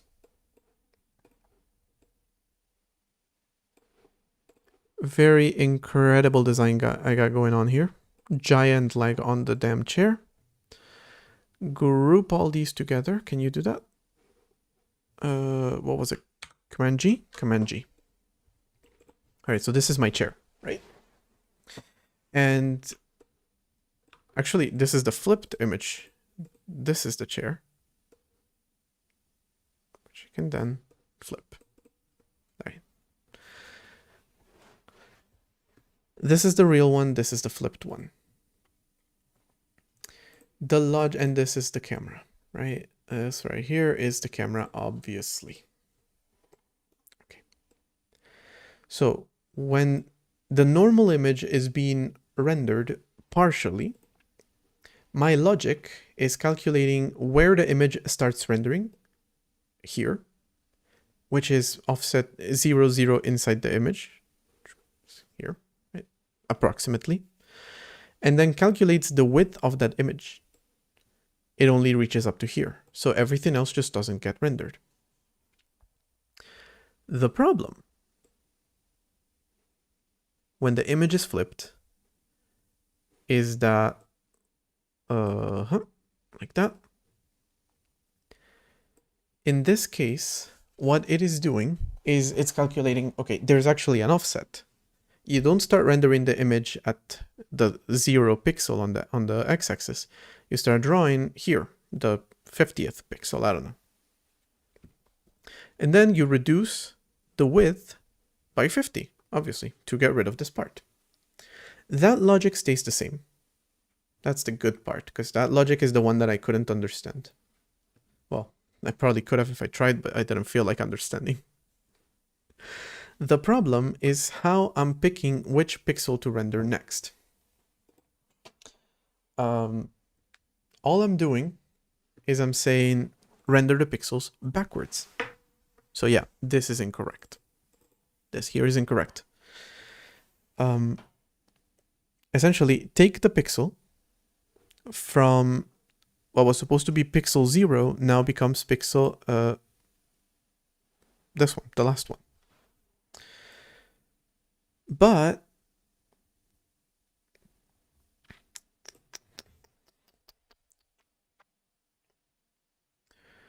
that is no longer correct. Because when the image is flipped, like this, okay. When I say render pixel 0, I'm actually telling you render the last pixel. When I'm saying render the last pixel, I'm actually saying render the first pixel, because it's mirrored. Cool, but what happens when I tell you render the 50th pixel? Because that's where we're starting. But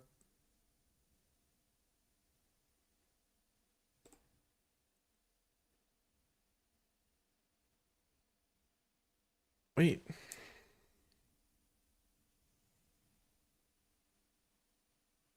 Oh. Oh.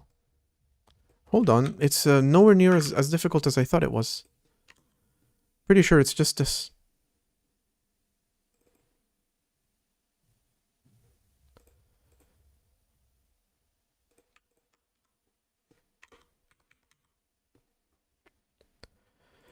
Pretty sure the same logic that I did on the y-axis here, I need to do on the x-axis here for start x.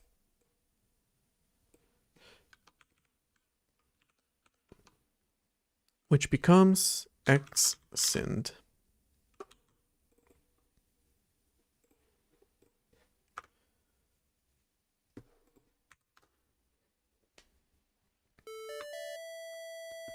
That was starting to render on the wrong pixel.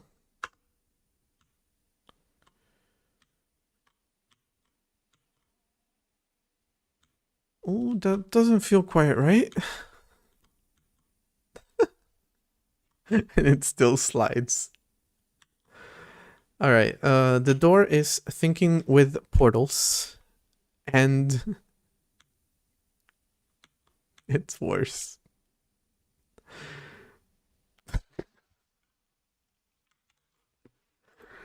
It's worse.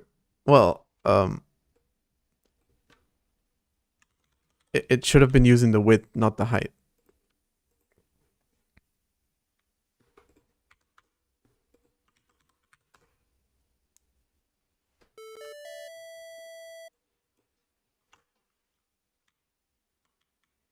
Please magically work. Please magically work. No. We're back at square one, I feel like. We're back at square one.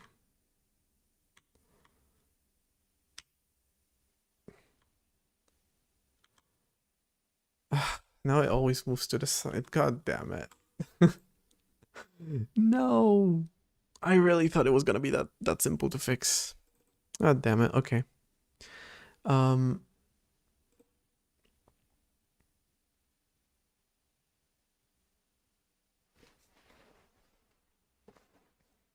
Right, you just gotta pick. Oh. Oh. Oh, okay. Pretty sure these were just missing.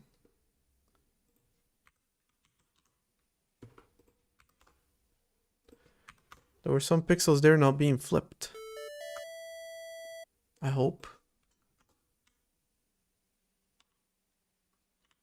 So far as the image is partial, it works, but...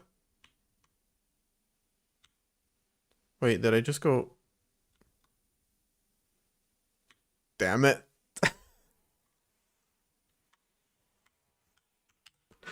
I don't know if that was better or worse.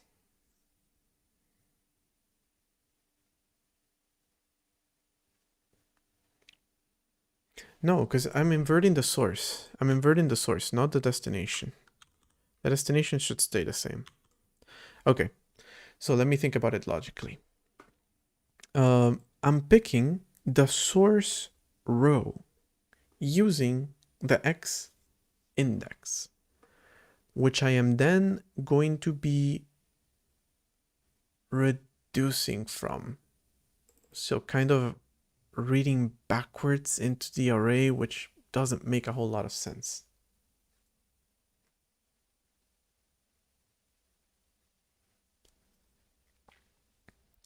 But I'm not doing that anyway, so it doesn't matter.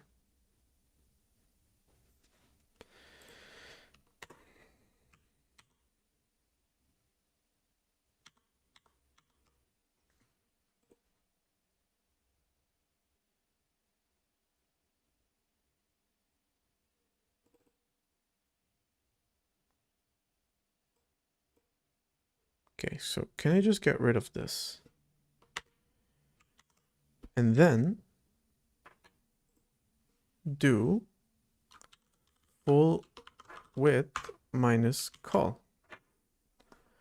So I can still read inside the array,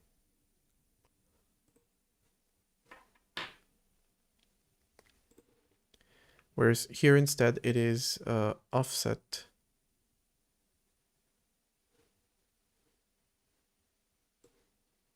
start x plus call.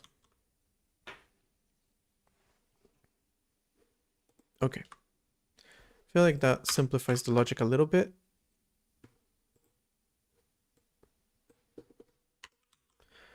So now I'm just reading into the array from full width minus column or from column plus the start. Wait, full width minus start x minus column.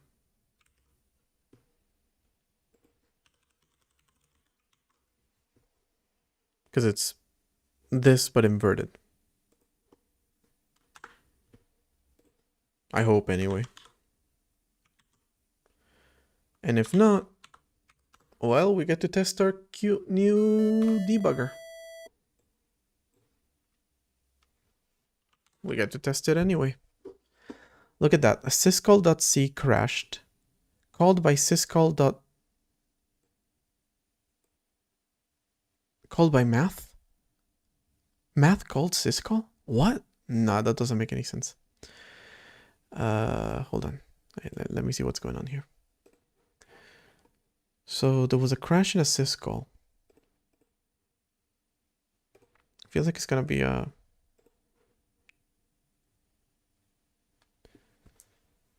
It's a pixel. It's a pixel value. It's a stack corruption, it feels like. Okay. In syscall 276. Absolutely fascinating indeed. 276. The return address. So it crashed while detecting the crash. Fucking beautiful.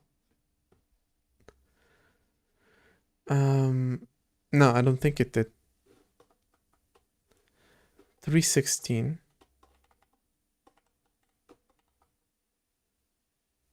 Backtrace. 379. It's starting to look like it did. Core dump.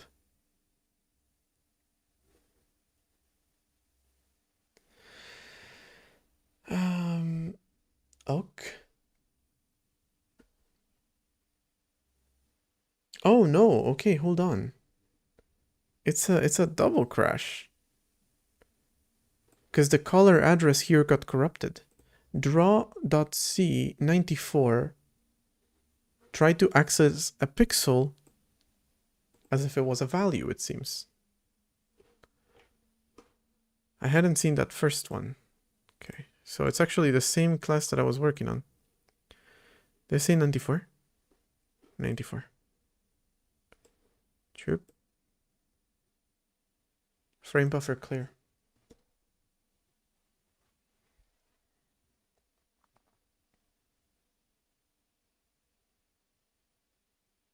That makes... Jesus Christ, the stream is going really fast. There's already an ad coming up.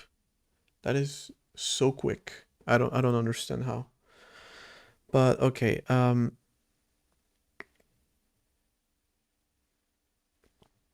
it seems like for whatever reason it tries to access No, I think this caller address thing is wrong. The actual function that's crashing is this one. It's trying to access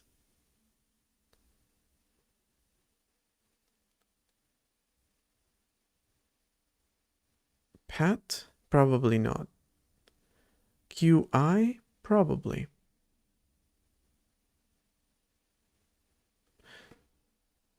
The clear function is not clearing correctly.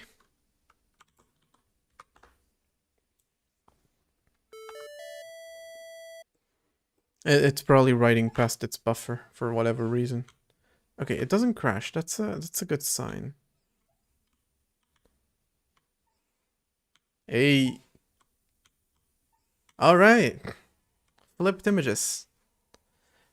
Beautiful. All right, there's an ad on Twitch, so I'm gonna take a 3-minute break and I'll be back after that. I believe there was one more crash I needed to fix, one more bug I needed to fix, but we'll see. All right, that's it for now.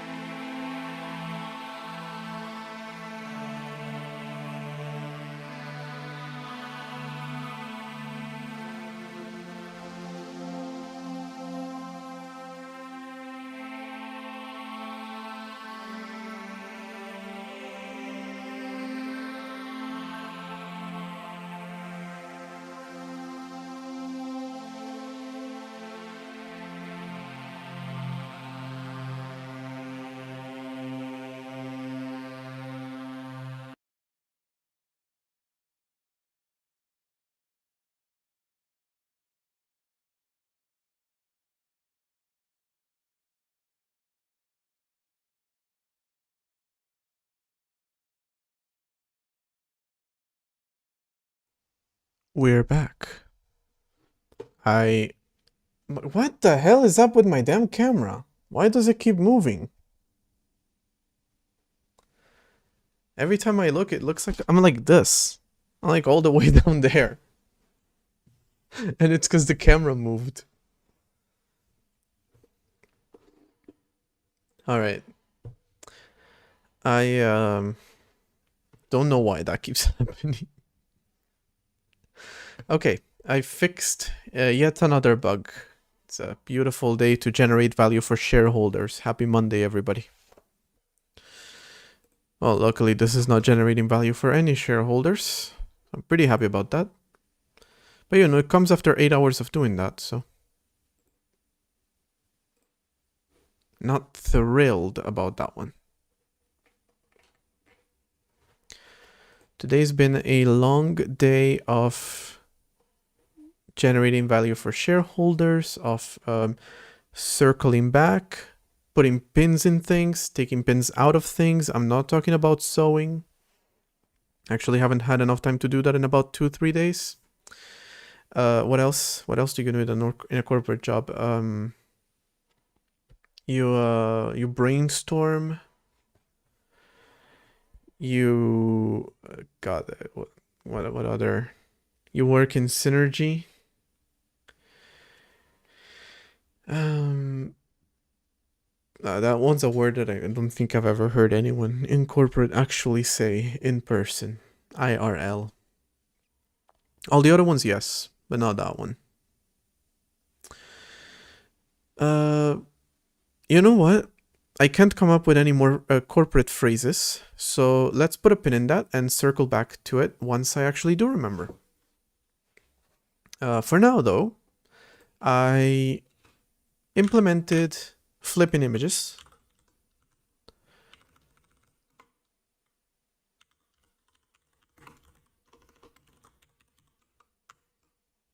All right. That's a good one to have. And I don't know why I'm not using source tree, why I'm getting used to the god-awful Visual Studio Code Git. On Linux, it makes sense because source tree doesn't exist on Linux, but source tree is so fucking amazing. Why am I doing this to myself?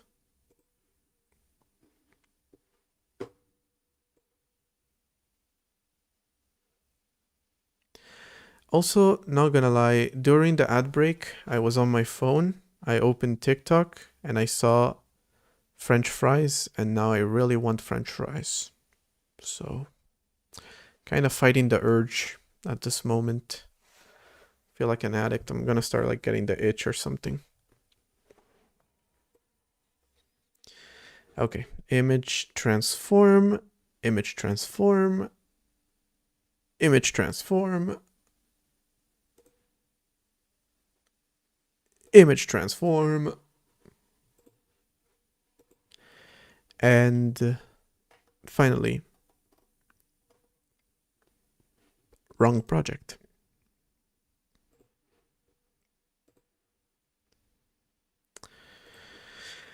Image transform. Well, image flipping implemented.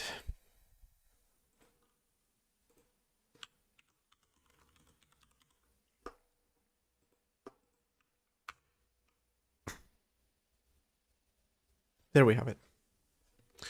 Okay.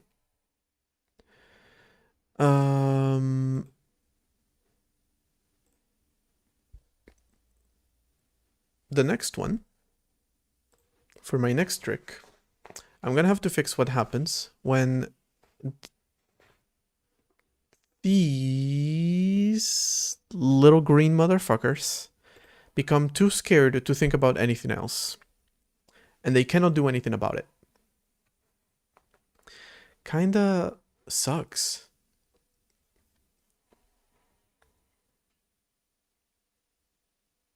I gotta think about that. All right now the way that it works is they try to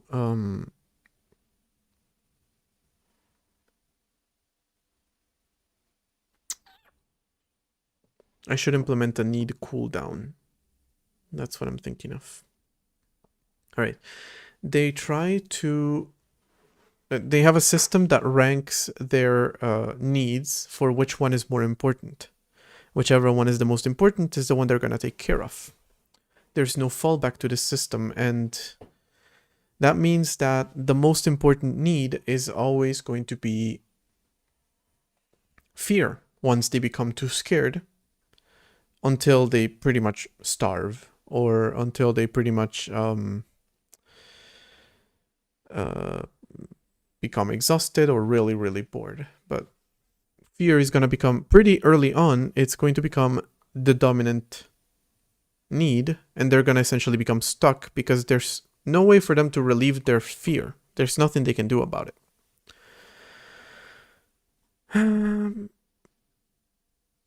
So I'm thinking that a need needs a fallback. If that need is, because right now obviously what I can do is, if there's no object for you to take care of your need, then just reset your state machine and start again. Reset the AI and try a new need. But it's gonna be fear again. And I can't lower fear because otherwise that kind of defeats the entire purpose of the game. So what I can do is implement a cooldown for the needs.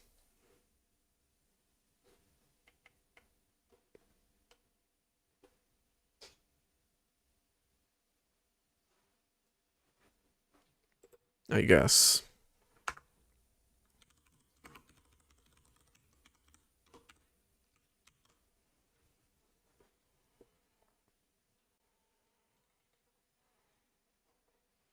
And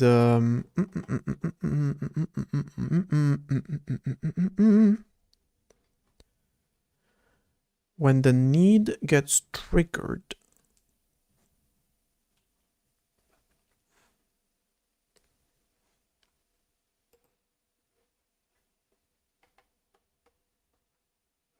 no, it should all be handled by the other system. So I don't remember where that system is or who set that system up.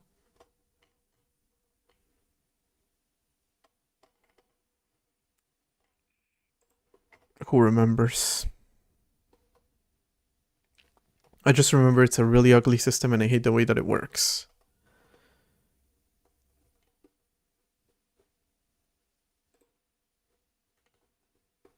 No fucking clue where I implemented it.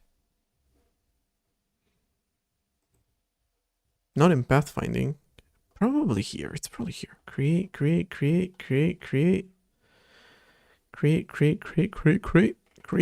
No, it's not in here. So it's gotta be in game.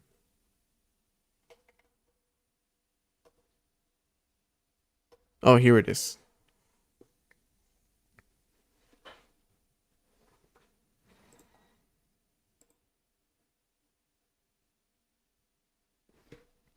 Okay.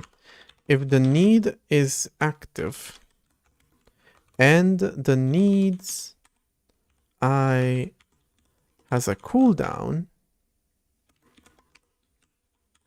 then the needs I cooldown is reduced by the delta time, and we skip it in our calculation for which need to trigger. And then we just give that need a cooldown.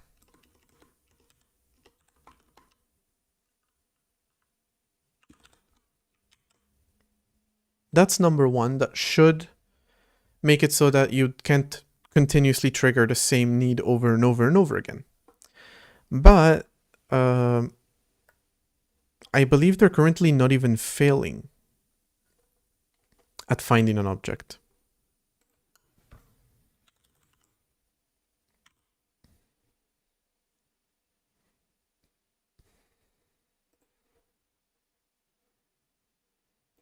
Find unique. Oh no, they are failing at finding an object. Would you look at that? Would you look at that? That should be enough then. The problem with this is that it's gonna be a bit, you know what, we can hack it. It's gonna say it's gonna be a little bit hard to test, but we can just give them an initial value of fear pretty high, and then that's it.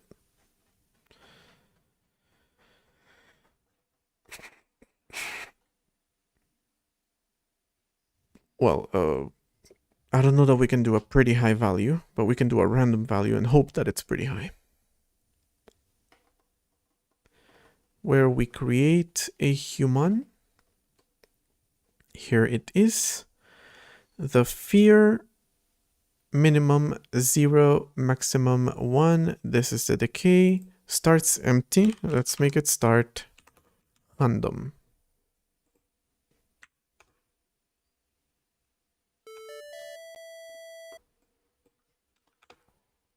Okay, so this guy should be pretty terrified, but he continues to live his life despite his fear. He doesn't let his fear hold him back. Move! There's another guy behind you that I was talking about. He's more important. Motherfucker.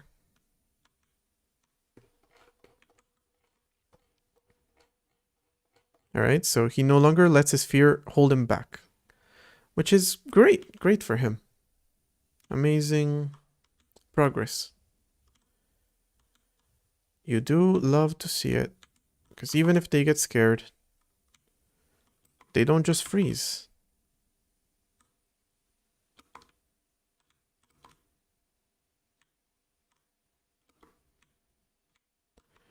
Even if an entire cabinet falls onto the fridge. And an entire nightstand. Oh, talking to each other is a whole different beast.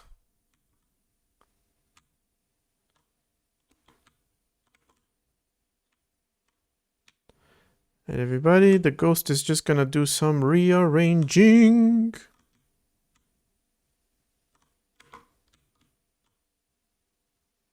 They're all sleeping in the same bed. They have like a million beds and they all chose to sleep in the same bed. Fucking amazing.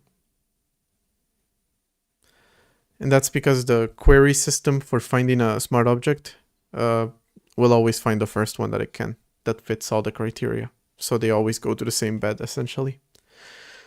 I'll probably have to fix that, but later.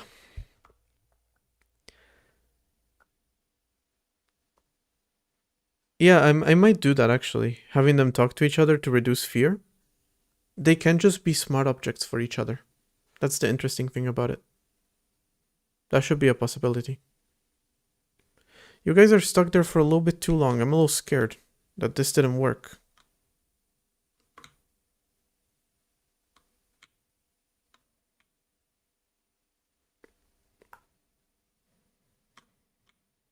Yeah, talking to each other feels like a thing that I need to implement. And with smart objects, it should be possible to do it, even though the conversations are going to be solo. Are they just stuck? Maybe once you possess an object, they can no longer reach it and they're always stuck trying to reach it?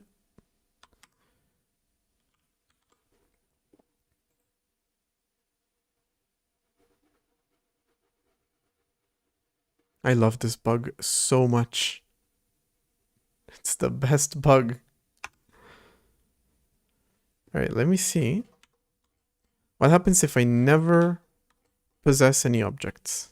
Like, this guy's pretty scared already. He's not moving.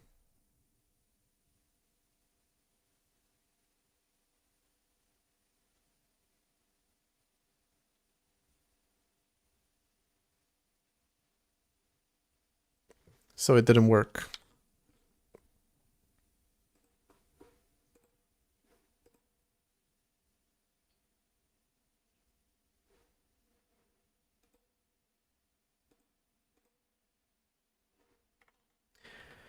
The question is, can I guarantee that the changes I made actually went through? Because the whole cooldown thing is in a header file. And header files don't get recompiled. And they often just lead to weird bugs because the system hasn't fully detected them. See, now this guy should be pretty scared, but he's moving just fine. And even if I scare him more...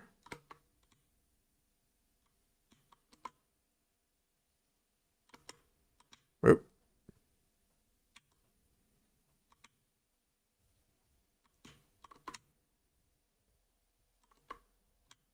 Ah, shit. Dropping an object when you don't no longer have it possessed doesn't count. Okay, you look pretty scared now, my dude. He's not moving anymore. Fuck. But he was for a while. So maybe it is two bugs.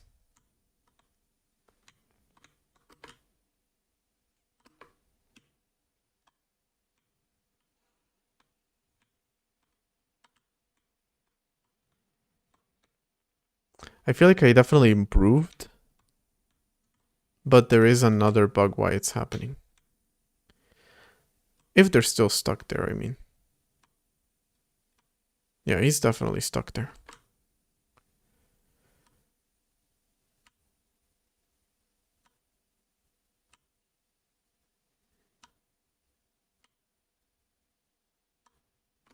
Yeah, he was stuck there. He left now.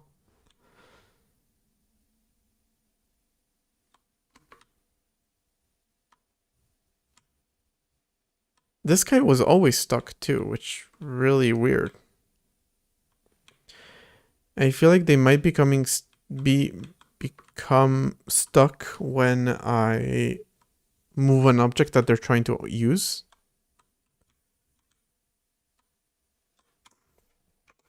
Can we test that theory by just not possessing an object and seeing what happens to them? Let's see if any of them become stuck. You know what the biggest issue with talking is?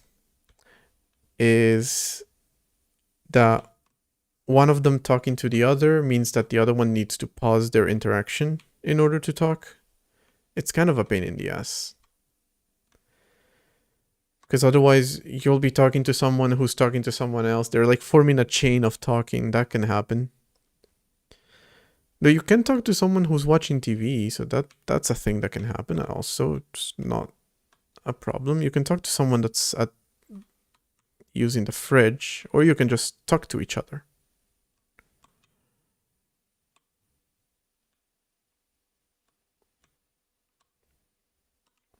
But yeah, maybe I'll introduce a social need. Kinda will help see how expensible the system is. Even if it is just saying a few words to someone without them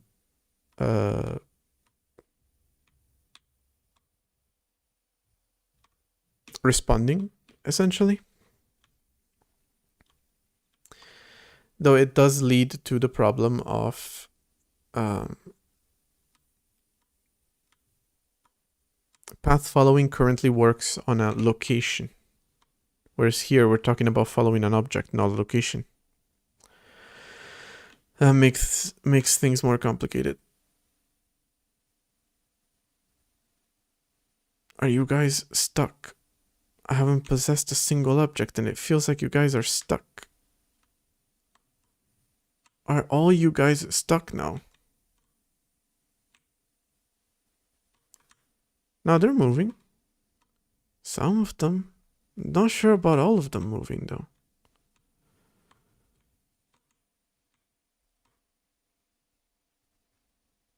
At the end of the day, it's kind of become a problem when they all use the same bed. They all use the same stuff.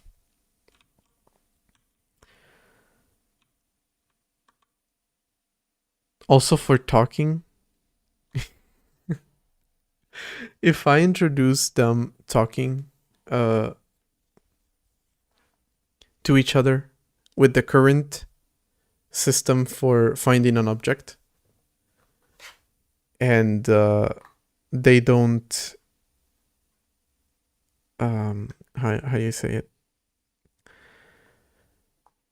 they'll all talk to the exact same guy all the time. So they'll have like a go-to therapist in the house. I don't think that's how it should be. So maybe I should, instead of doing talking right away, which would introduce a big lot of things to fix. I think more so I need to fix the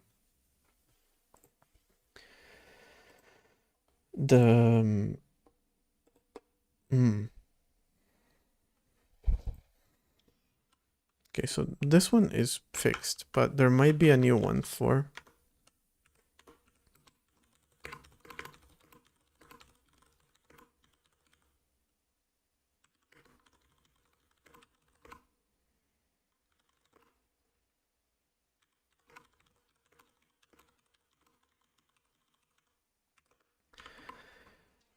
So yeah, I want to fix that bug. But also... Now, talking would be cool, because also it would make them a lot more interactive. But there's a few considerations. First off, you cannot just move to a certain location. You have to constantly recalculate the location based on where or who you're trying to reach. I could have logic for that. I just currently don't. Likewise, you would have to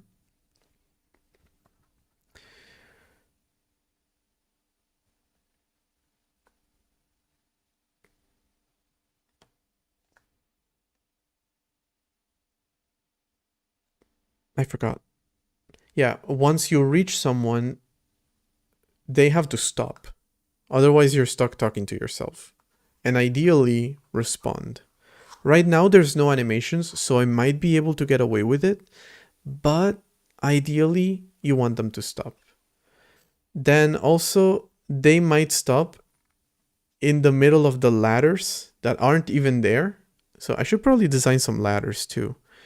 Because right now it just looks like they're just floating in the middle of the room. That's not ideal.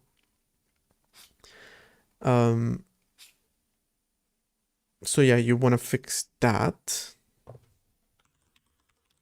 It requires a lot of things. So it might be a thing. I think it would make it really cool, but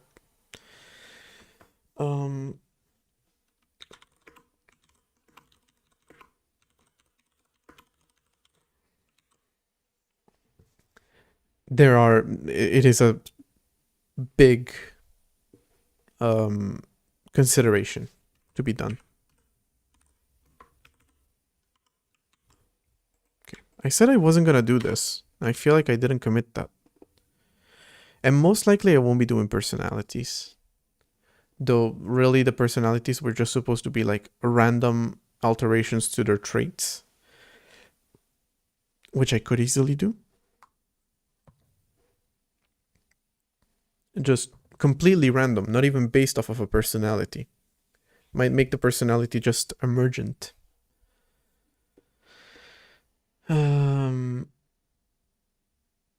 Okay. That's it for the game stuff for now.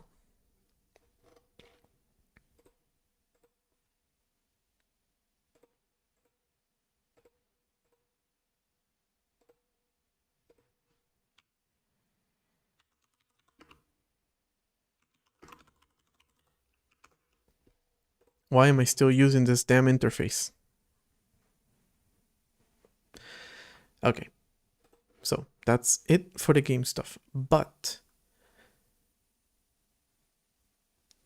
audio API needs to be a thing.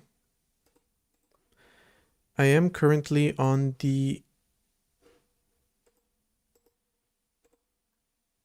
WAV file branch, so I want to move.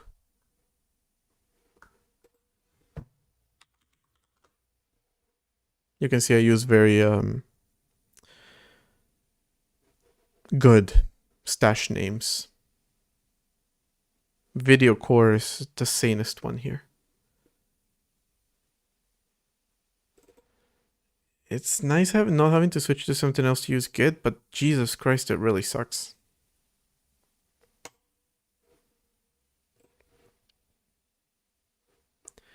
We're gonna merge, we're gonna push, and we're gonna apply our stash back. Okay. I would have been really surprised if that failed somehow because I merged main into this branch before I did that, so that would have been really weird. Okay. Audio stuff. Oh, it feels so nice to accidentally press the calculator button and the system isn't like, whoa, you want to open the calculator? Hold on, let me open the calculator for you. Now, as to why they put a calculator button, I don't know, but nice that the system doesn't respond to it. Nice that macOS was like, you're probably not trying to open a calculator with a hotkey, right? That's not a thing that people do, so I feel like, yeah. Okay. Let's try to very quickly create a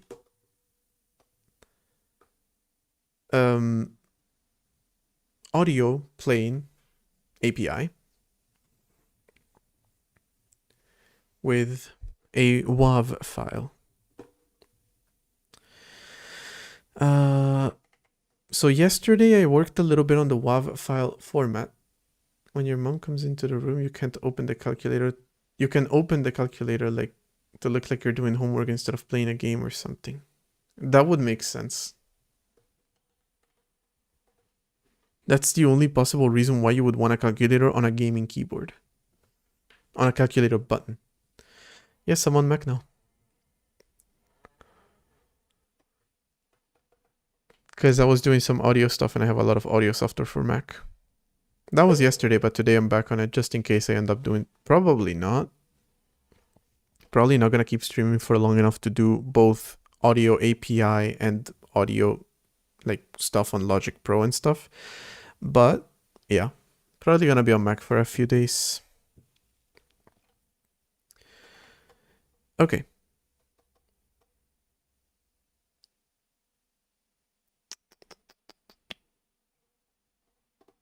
This is where it's actually happening. Okay, so you transform data.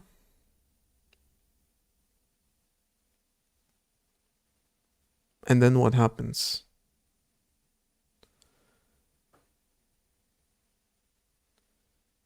Git graph extension to VS Code. Let me see.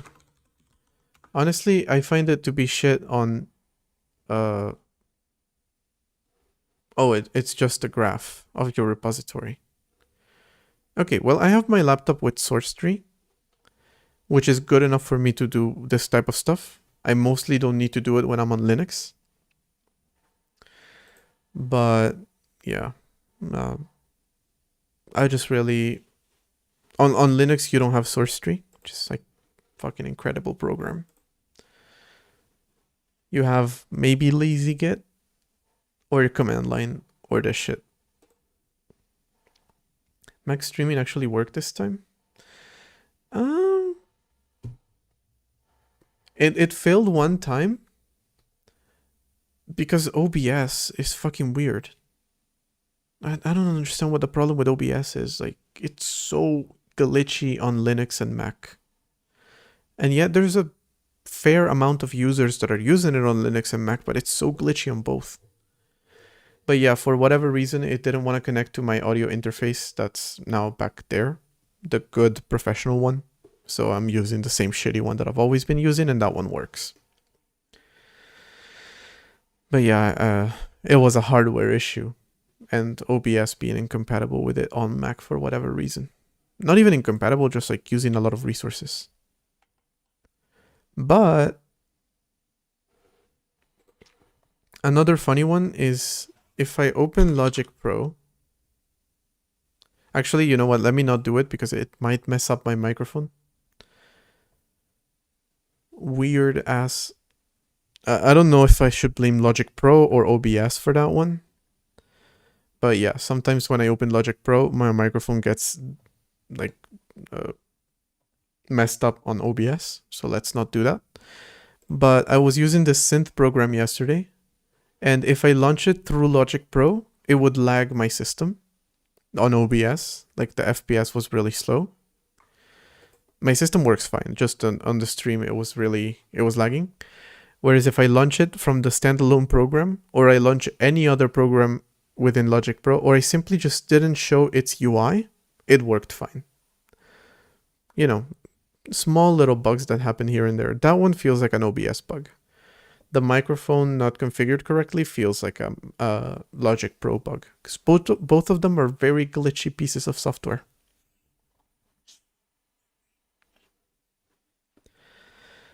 Okay. Actually, come to think of it, yeah, I don't know any Mac streamers. I'm talking more so about like people who make videos on Mac, but streamers? I don't know. I might be the only one. Then again, a lot of streamers, even the developer ones, do like audio and audio. They do like development and sometimes gaming. So I couldn't really do that on here unless I'm playing RimWorld, which I think would be inappropriate for streaming.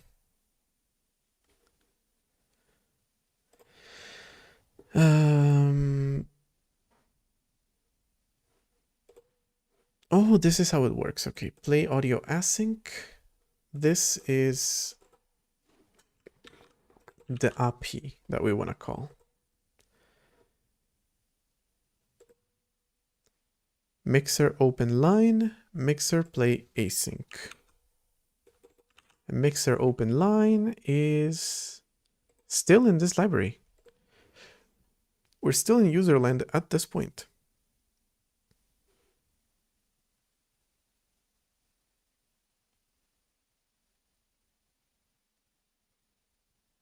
Wait.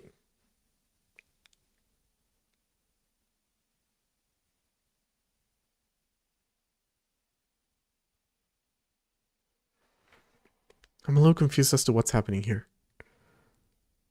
Oh, play async, here it is. Oh, shit, okay. Hold on, we might not have to write an entire API for this. It might actually work in userland because of the Filesystem API that's being used to work with the mixer directly. I thought I was gonna have to do this and a syscall API, but apparently not. All right, might just need to test it. Did I even create this file? Yeah, I think I did. I just modified it. Okay. Amazing. Love when pull requests do my work for me. Love when that happens. All right. Our little test program. We're going to write a new function, the audio example. And that's the one that we're going to be calling. Okay, so what are we going to be importing?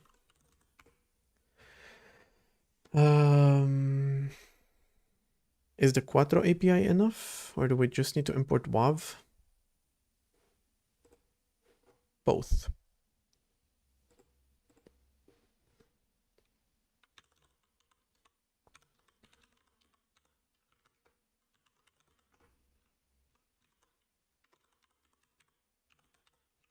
Okay. Amazing. It looks incredibly simple. And the best part about it is I don't even have to come up with the code for it. It's literally all right here.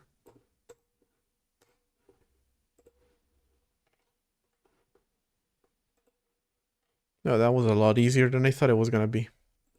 Load up Rickroll. All right, I do need a WAV sound to test it, so might as well.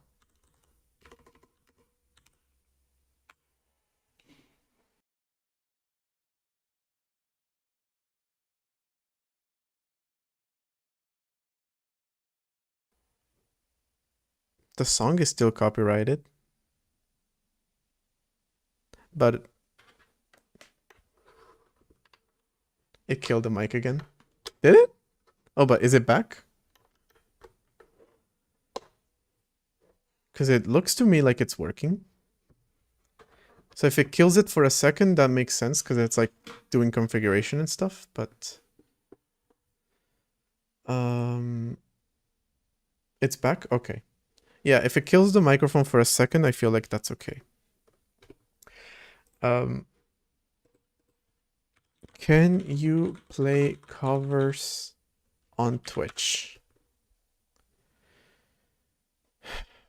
Who the fuck asked you? What should be wrong?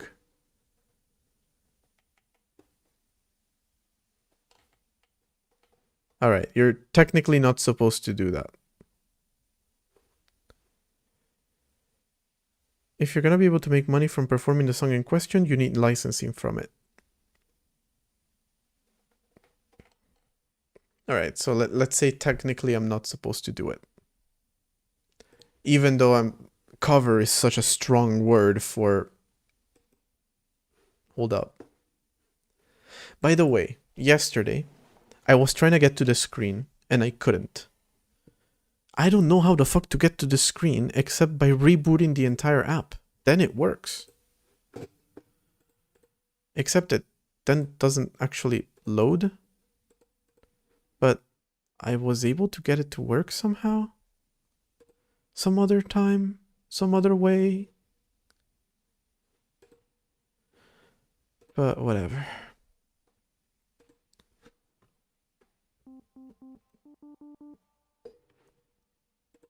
Alright.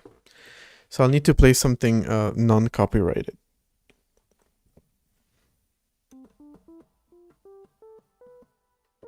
Shit, wrong key. Okay. So it's not gonna be Rickroll. How very sad.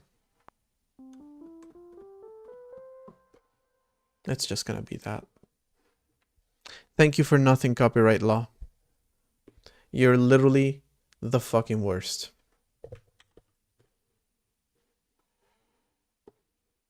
Okay, we have to export it as a 16-bit wave file with a sample rate of 44, interleaved.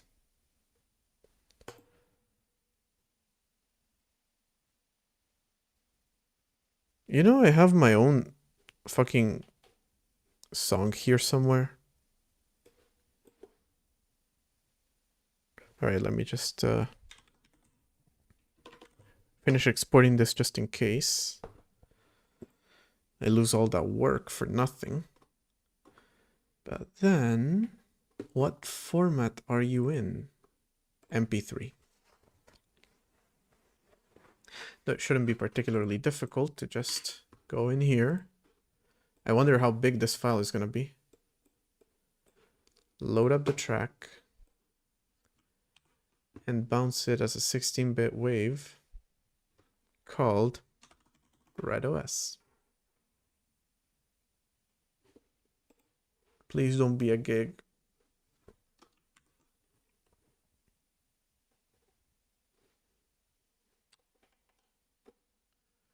Where did I put it? Oh yeah, in OS, FS, RedOS. Here it is. It is 39 megabytes. Oh god. I feel like the system is not gonna handle that well. I feel like that's gonna crash. So let's use the scale one. This is gonna have to wait. That's gonna have to wait. So we're gonna play this. I love that I actually made a pause in there and I didn't even edit it, but whatever. Okay. This is the one we want. So I'm gonna copy you real quick. And I'm gonna put you in the user resources so it becomes available to the program. And then I simply do resources. It can't handle a 1 megabyte ELF, no. That's because of that memory bug that I was looking at earlier. It gets to a certain address and it's just like, done for today, thank you very much.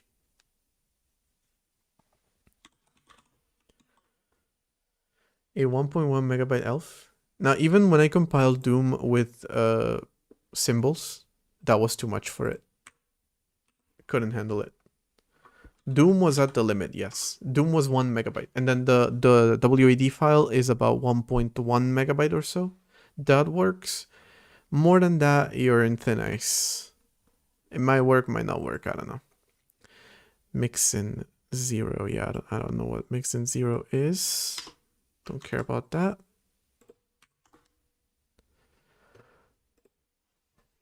Forgot to return. -1, not -1k, and maybe a print.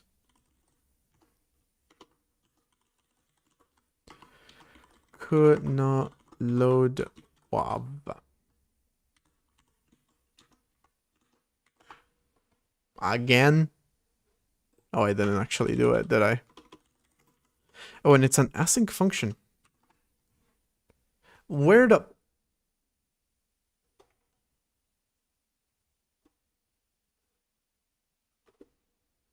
I don't know, my man. It looks to me like if I have an if and an else, I shouldn't have an extra return. This is some Rust level shit. Rust level paranoia, but okay.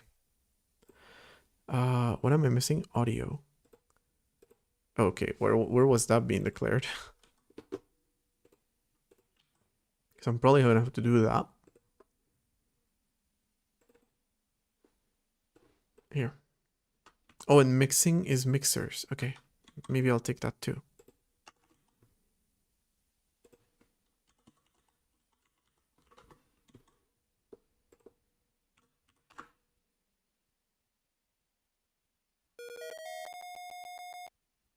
Right, I forgot the audio gets messed up when Logic Pro is opened.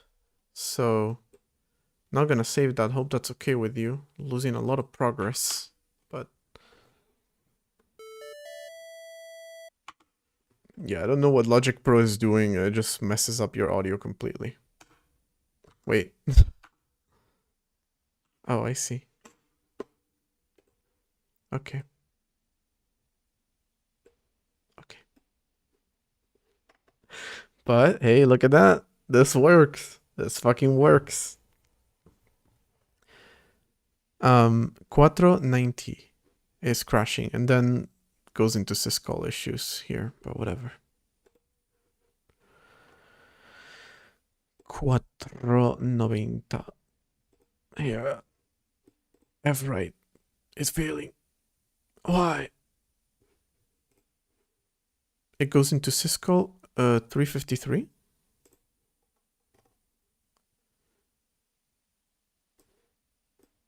Because it receives a sys.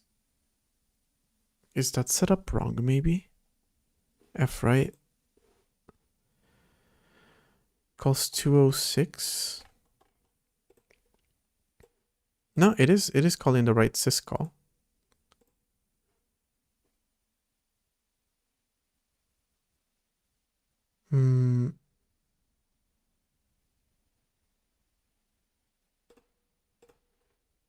As to why it claims to crash on math.h, I don't think that makes sense. I think that may be a bug. Oh no. But which address crashed? 4123784. Okay. What is that address?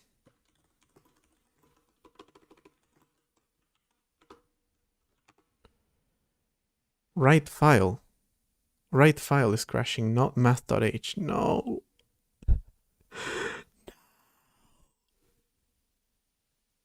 Oh, we were so close. It was doing so good. Okay, line 174 is crashing.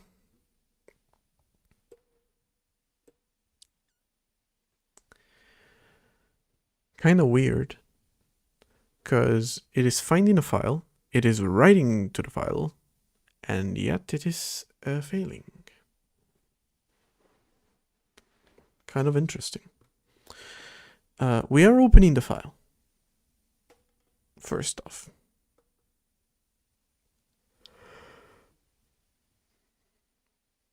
I believe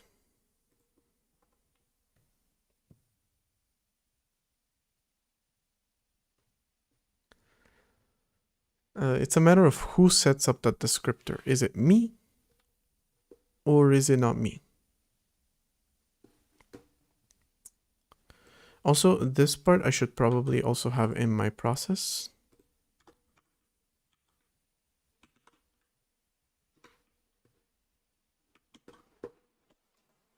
Oh, because that might have been doing something. So that could be the cause.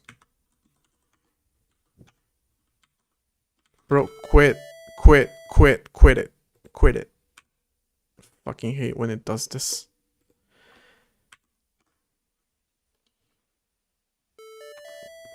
If I hold the process, you would think it would actually do it, but no. No, it still crashes, okay. So disappointed in you. So fucking disappointed in you. Why math.h? That's so weird. But, okay. Oh. Oh. Ooh. Mm. I may know why that is happening. Why we're getting the wrong value. And it's that in my dwarf logic,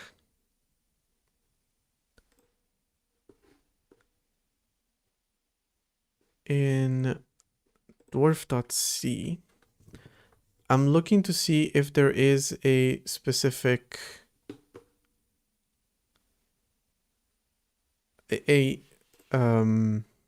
match for the exact instruction that crashed. So if the instruction corresponds to a line of code. If it doesn't, I try to find the closest one. But I have a feeling I knew this was going to happen, kind of. If I find an exact match, then I just return the exact match. If not, I return... if we've gotten to the bigger address, I return this. But that's not necessarily the case.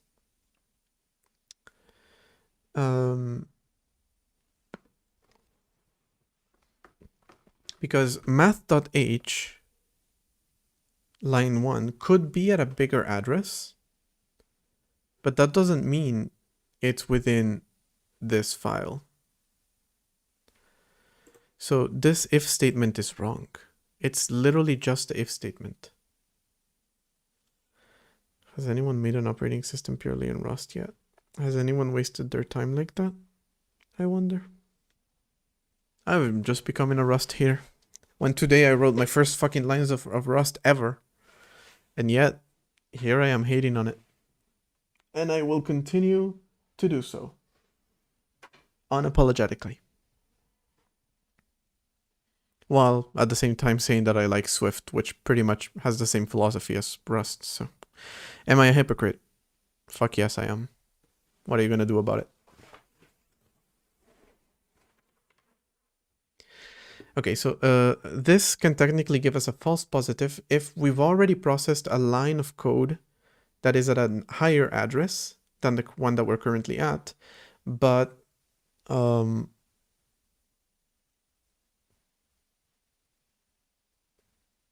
not quite. If we're processing one at a higher address than the one we're currently at, but it's wrong. It's wrong. It's wrong.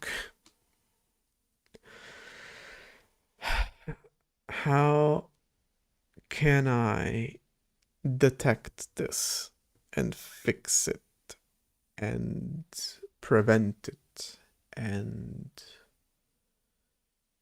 mitigate it and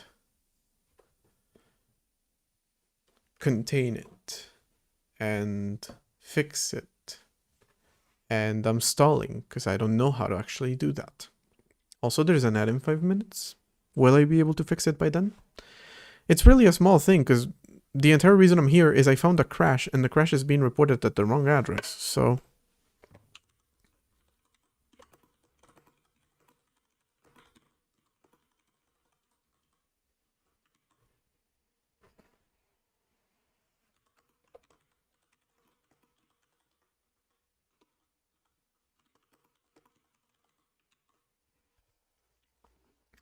There's probably something about the way that math.h is arranged that is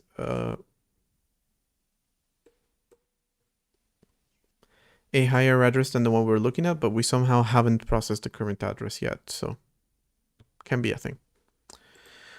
Okay. No, not for college. It's just for fun. Can't you tell how much fun I'm having? Anyway, there is a crash happening, so let's fix that. The crash, we said, was happening on line 170 something of the file system. 174. Okay, what can it be? Maybe this one is not returning when it should, and so the descriptor is invalid? I doubt it's the buffer or the size. For that matter, I doubt it's the descriptor. Because the error is...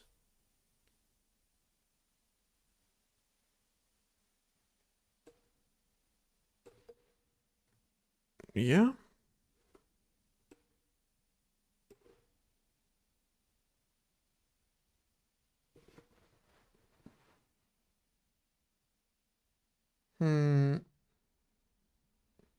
What is that? This B7003A address is a...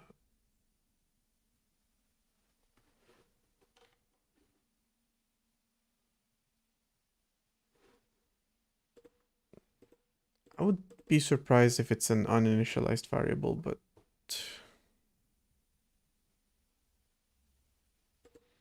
It's 64-bit ARM. Also, I'm not sure why one of your messages didn't show in my chat in OBS, but I see it in the overlay. It's really weird. I'm just gonna quickly check on the actual streams.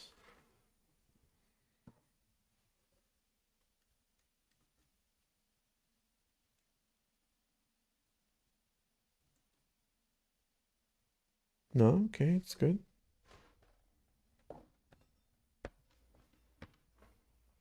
Okay.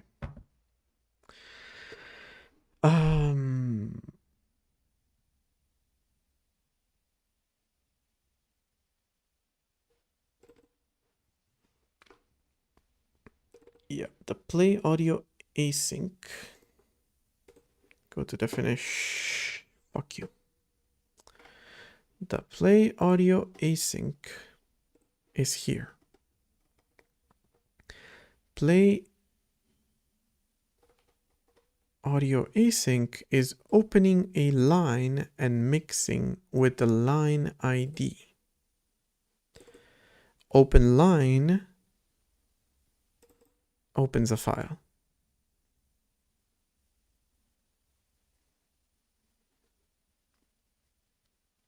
Into this mixer. Then it reads into the mixer.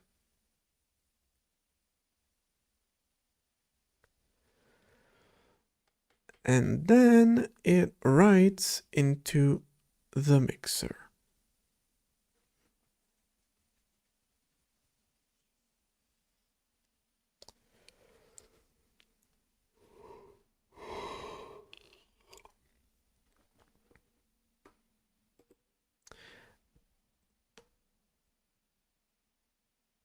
It should work.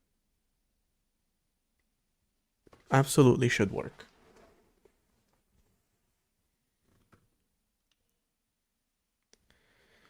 And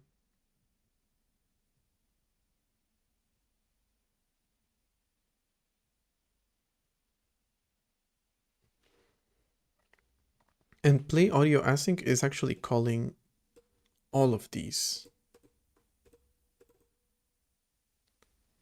It's calling open line, which is calling open file, which is calling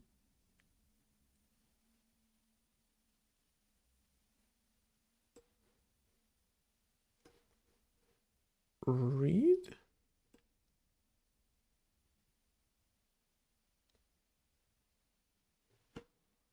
I see. I just realized, why is it calling read? Is that important in some way? Is there something else I need to do in order to write to it? I doubt it, because this process is just mixer, wav, play. That's it.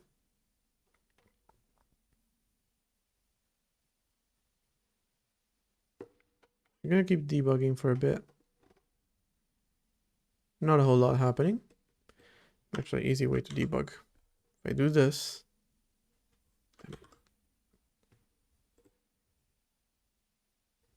yeah, never mind. Who calls play startup sound? Okay. This is the first function that has to do with audio. Nothing else gets called before this. And it should work in the same way that that of my process works. Mixer inputs, has a static thingy, initializes them all to -1, sets the audio level for the max, for the mixer, not the maxer, loads the audio, and that is it. The rest stayed exactly the same. Okay. Let's put a debugging.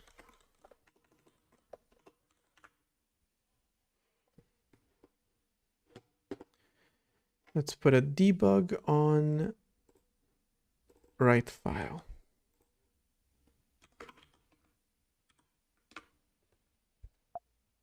Shit.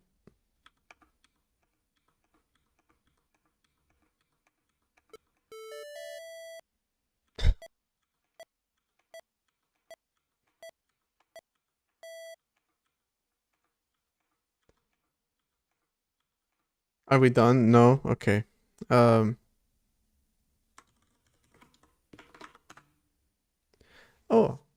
the open line func returns the mixer input line number that has been obtained. The line number is subsequently used when writing a command to the mixer. So calling the play audio async automatically handles everything, but there's a crash when I'm calling it from userland. So I hate debugging on this thing. I hate GDB so much. Yes, another process is using it because I hate GDB so much. Okay, okay, here and cdos and debug, and we're gonna launch. We're gonna wait for that to finish. We're gonna pause. We're gonna go to write file. We're going to continue. Ah, shit, you're also writing.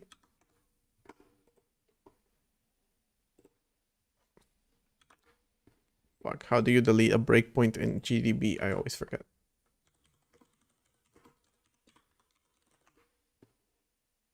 Clear. Okay. It's good enough for me. Now, B write file. Okay, I have this damn thing here that's not really useful right now and kind of getting in my way, so let's get rid of that.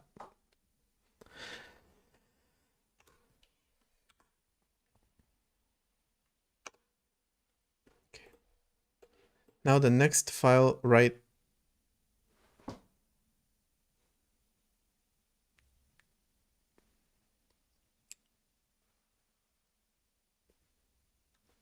I have to do all that again.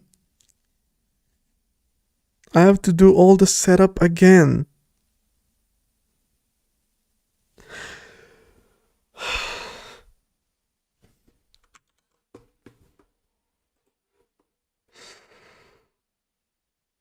And the worst part, this is still not the right fucking address.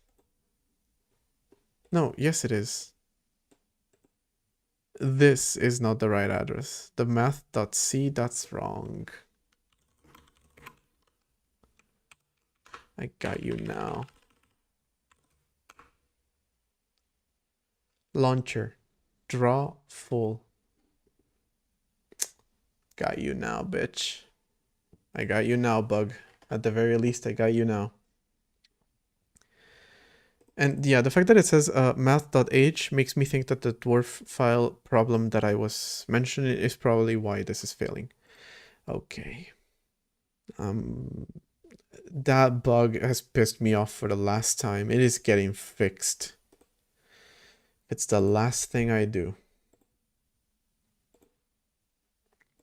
You've crossed me one too many times. It's a clear.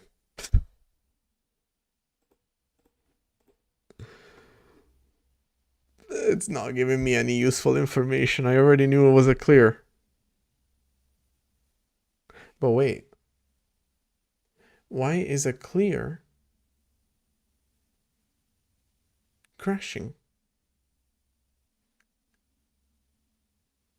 Calling syscall.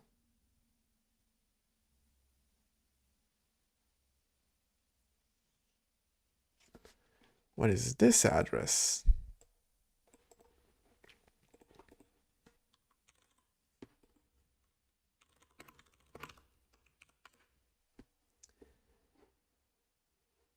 Still window launcher.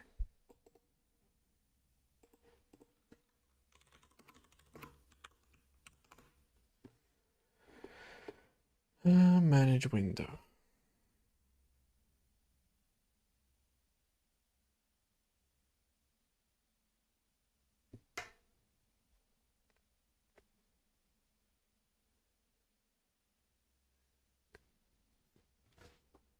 And then this.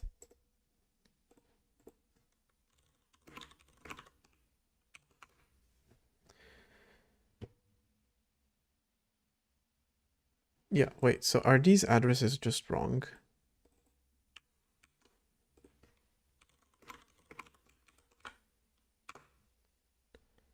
No, these addresses are right. Line 379 of process syscall.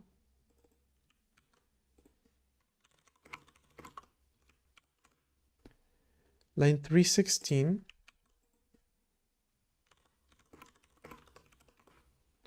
And line 276. Okay, so it's crashing and then it's crashing in the backtrace. Amazing. I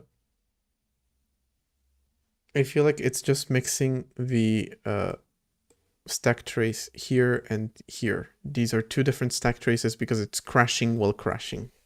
It's a beautiful, beautiful thing. Very complex piece of software right here. I still don't know what causes it. All I know is it pissed me off. Because I was trying to debug something and it came up.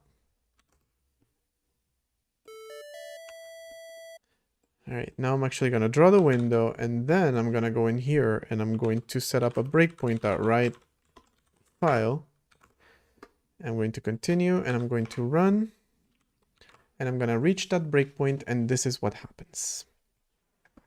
Okay. The descriptor.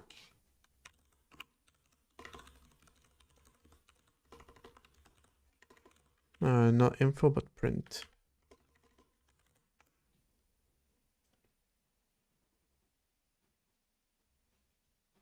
Well, that's not right now, is it?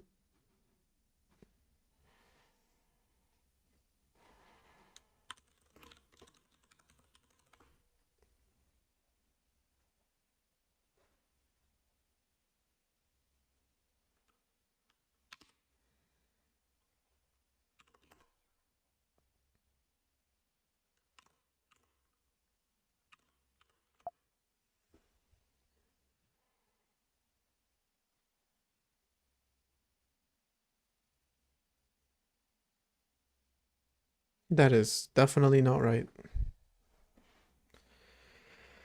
Um,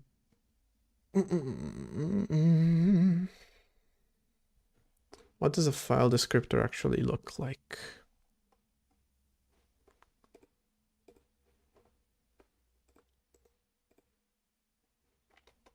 Useless.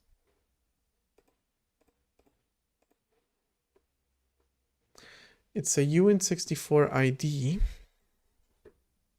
which is this shit, followed by a size, which is this shit, followed by a cursor, which is this shit, followed by garbage that I shouldn't have printed. So it's getting corrupted a little bit, is it? Is it now? Okay.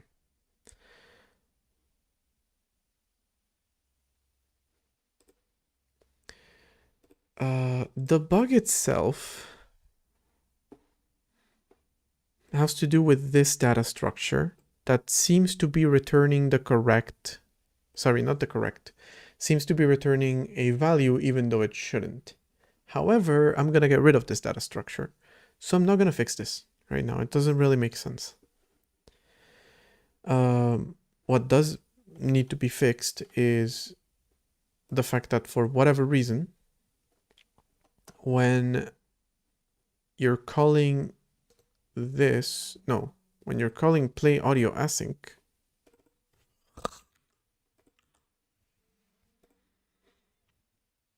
you're calling open line, which is calling open file, which is somehow being corrupted. And I really don't understand why. So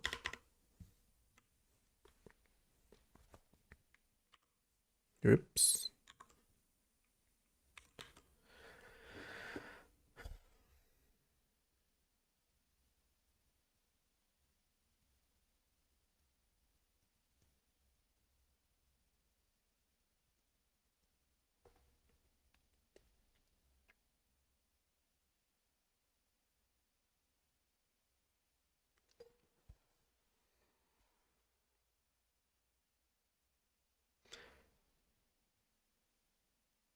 I feel like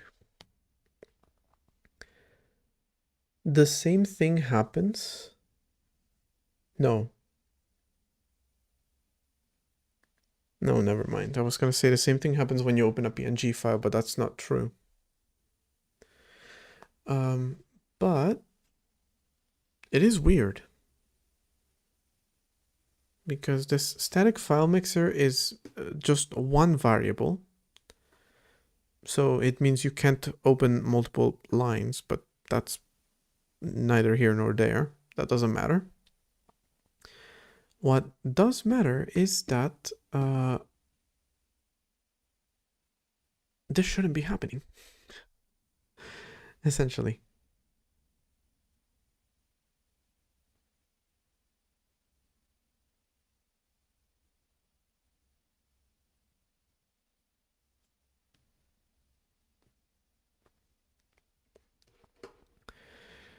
That this value should not be getting corrupted.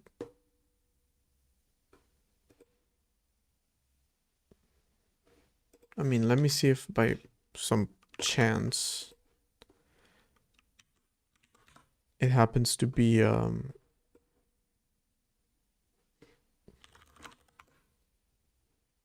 okay, first off,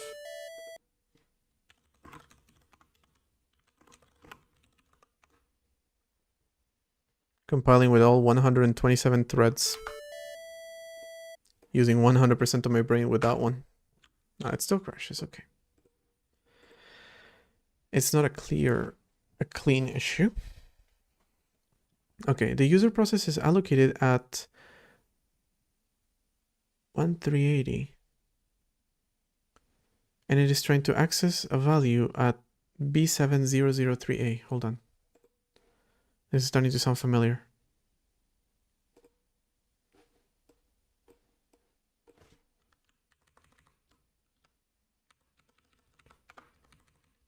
Mother of God.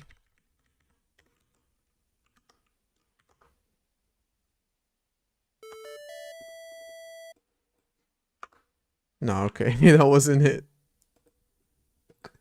So in Doom, I had an issue with it trying to access a variable in the BSS, which was not being loaded because the BSS gets discarded if it's not put at the end of the file. And I really need to fix that, but that was not working. Put the initialization of mixer back and add size 32767. I feel like this data is being overwritten though.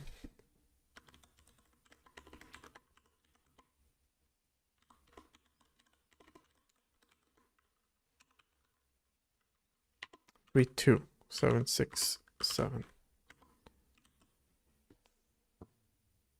BSS not always being zeroed.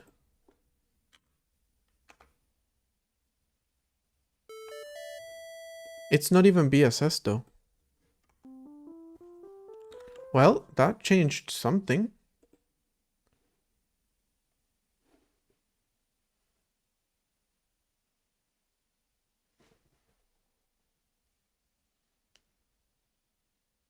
BSS is not always being zeroed.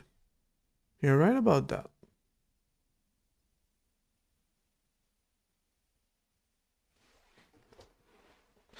How very interesting. And why is that happening? Who set that system up? Oh, me? Oh, okay.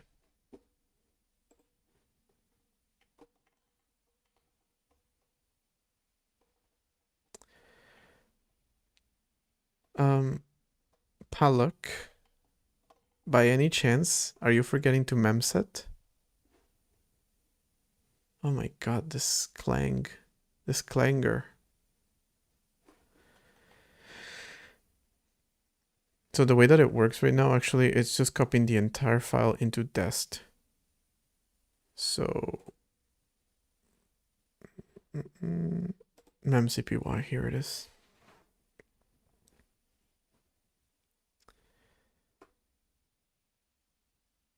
But only if palloc is actually memsetting everything to 0. Could it be that I missed some memset? Let's see, palloc, all of its returns. Here's one.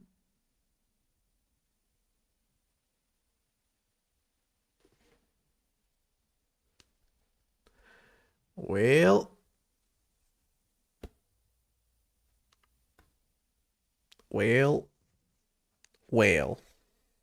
that was fucking easy to find. Now, as to why I decided that palloc would always return allocated. Oh no, palloc doesn't. kalloc does.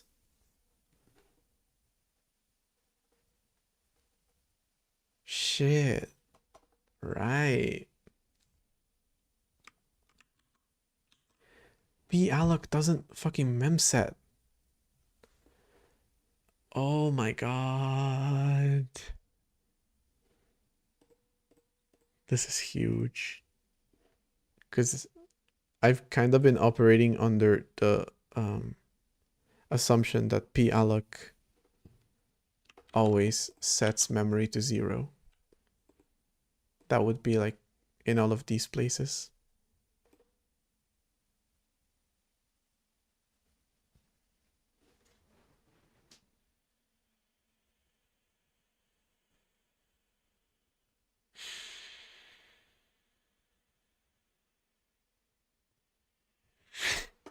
Fucking incredible. That's probably led to so many issues. Holy shit.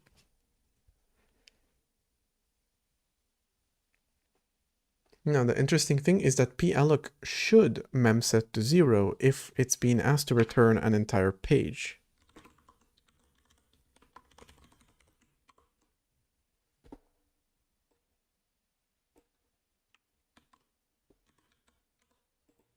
I wonder if that's gonna make it super slow on the entire system. Probably not, because there's only a few places where it's allocating really, really big amounts of memory. But I guess you never know till you try. This is one return. This is another one. This one is an error. So if full mem set the first address to 0 by size.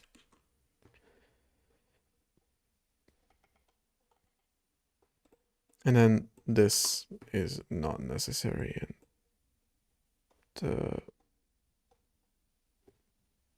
yeah, that's good.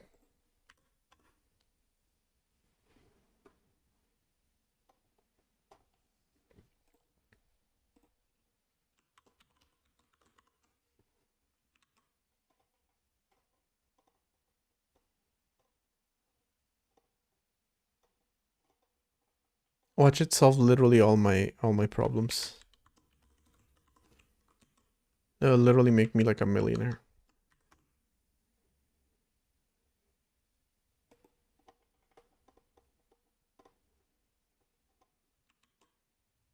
Wait, this was already a...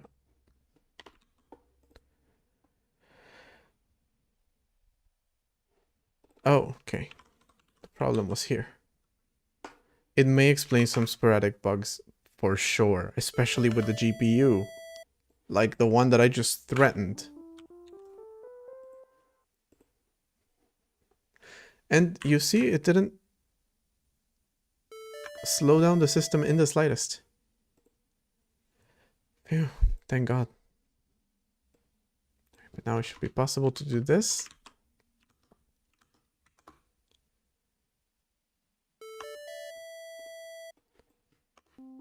Okay. That's fixed.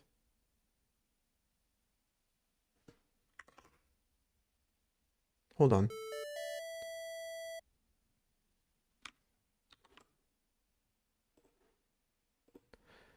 I have my headphones like over here. And obviously I still heard these aren't particularly like noise canceling. But I heard the beeping tones at the beginning of the system booting. But then I was hearing some others, so I'm not sure if it worked or not. It did, okay. Cool. Cool. Oh, there you fucking have it. Now, is it a problem that it is async? Ronos. Kind of. Is there a non-async version of that function? Yes, there is. And this one returns the line ID, and this one just returns when it finishes. So for the process, instead of using the async function, I want to use the sync function.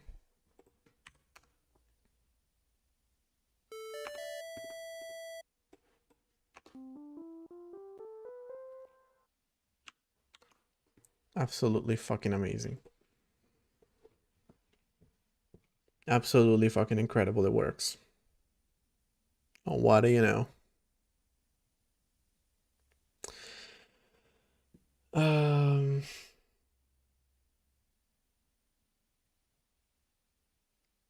Okay. It works. And why do I feel like somebody actually asked me a few days ago about palloc?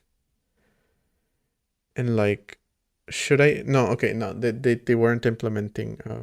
It's not that someone reported a bug.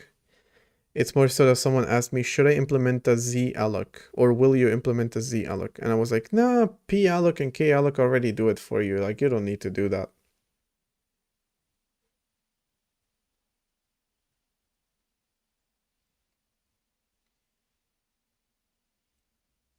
You sure about that? I'm not so sure about that anymore. I'm sure about it now. I'm sure about it now, but I shouldn't have been so confident back then. You know, maybe next time somebody asks me a question, I'm going to check before I talk out of my ass. And I'm going to say, hey, you know what? Thank you. You bringing this up actually helped me realize that something was missing. So maybe I'll do that instead of confidently and wrongly giving the wrong explanation. Yeah, feels like a good one. Okay, we have sound. We've played games. We've played music. We've played bro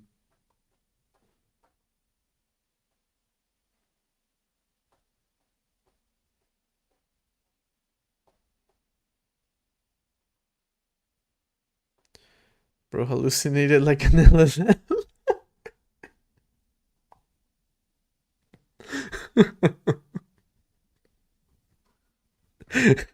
Actually, I actually did. Certainly. I could implement zalloc, but just so you know, the current implementation of palloc and kalloc already zero out memory. Here's an implementation of zalloc in case you need it.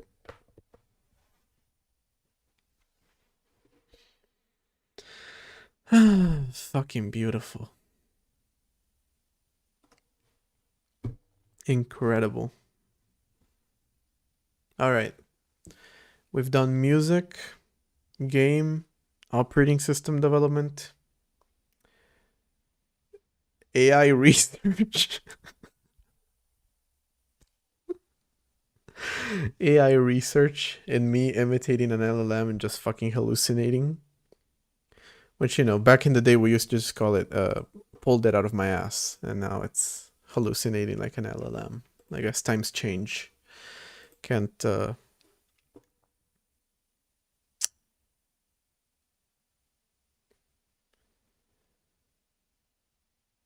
okay, that's good. Can't stay stuck in the past. Gonna include this. Yeah, this change ended up doing nothing, so we can delete it. Okay, two different changes. So,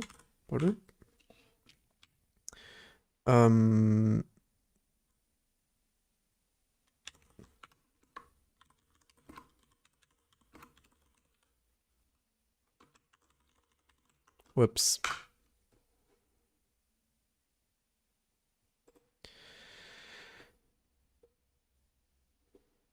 I should make it so that the BSS gets loaded. Small KP mixup. No, I genuinely thought both of them zeroed out memory. Because there's a use case for both of them zeroing out memory. Because kalloc is supposed to be called inside of an allocated page. So palloc gets called first, then kalloc. But when you allocate inside of kalloc, you may be reusing old memory that has already been allocated and freed within the same page. So you wanna still free that memory. You wanna still zero out that memory. So kalloc does it here when it's reusing memory, and for good measure here where it's using new memory.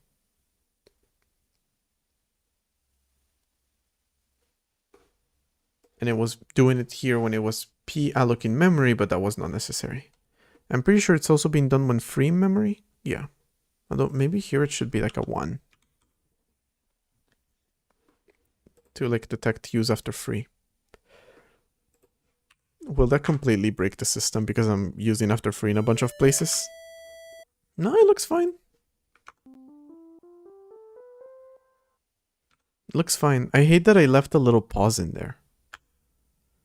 Because I wasn't...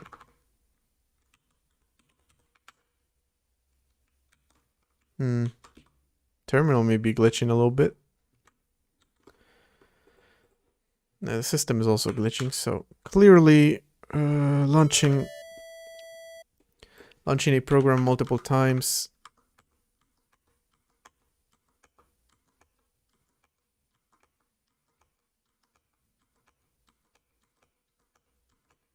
I don't think this is supposed to be happening.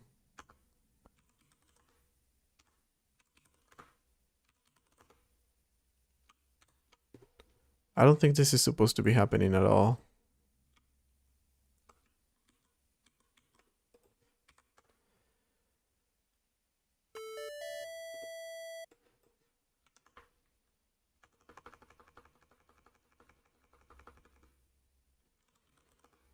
The terminal does glitch when you get to the end, but that's a different thing.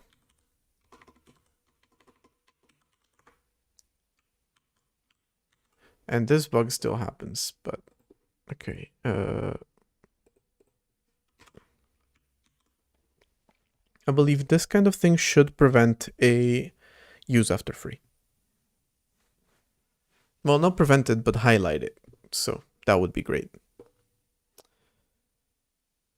No, actually, it's not that. It's not that. Never mind. I'm putting a free block, so I can't do that. That's the entire problem. No.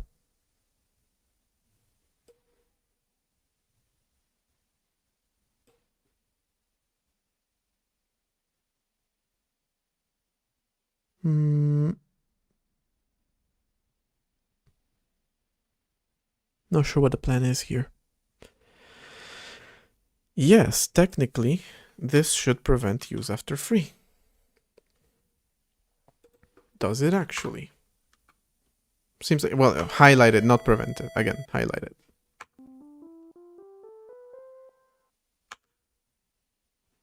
See, it crashes the second time around, so it may not actually be working correctly.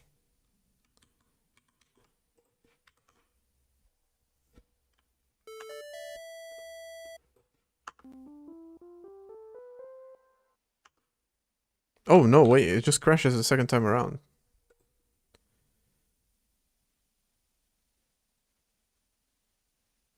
No, it doesn't crash.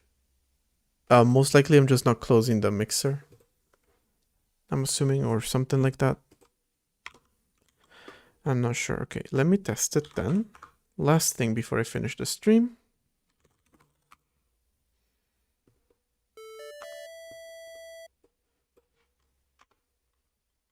Our little ghost game. Oh shit, did I commit the random fears?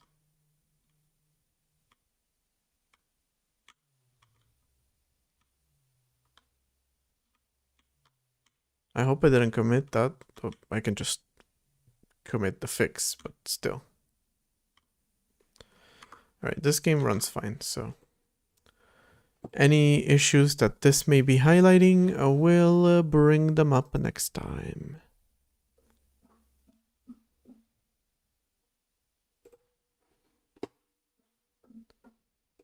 Jester, why is your water being weird? It's making weird noises.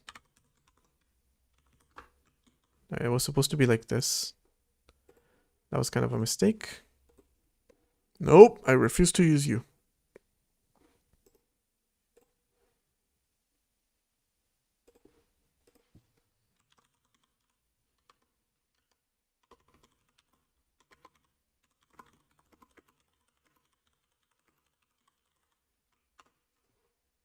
Okay.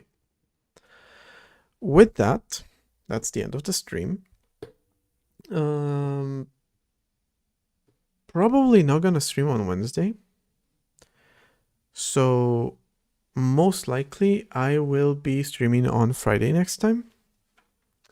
Usually I didn't stream on Wednesdays, and I said that in order to finish this game on time, I was going to stream on Wednesday, but I'm actually mostly done. There's just bug fixing and whatnot, so I don't need to stream an extra day. I can take more time, you know, as opposed to the 2 free days that I currently have. And by free days, I mean that I don't work after work. So at least having 3 of those is nice. So I have a little bit more extra time. I also have a little bit more extra time to fix the memory issues that I was having. the ones that I just showed, and the ones that I just highlighted, the new ones. So great. Those are gonna be fun to look at. That's gonna be interesting. All right, everybody.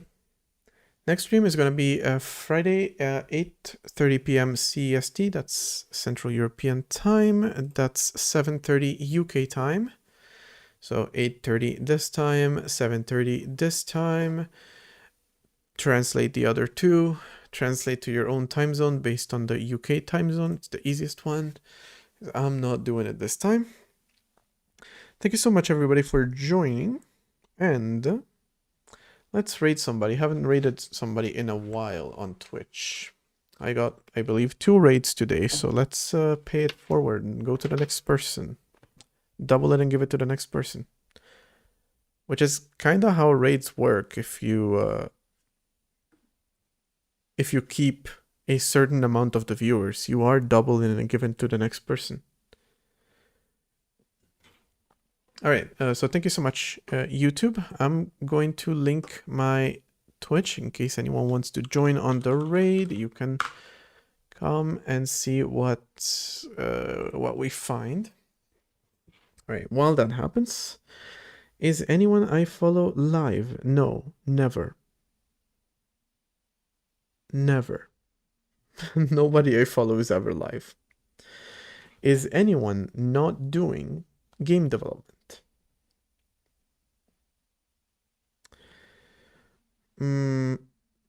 Minecraft server is not necessarily game development, but it's not what we're going for. Oh, no. I'm not trying to raid this person. I don't even know what that was.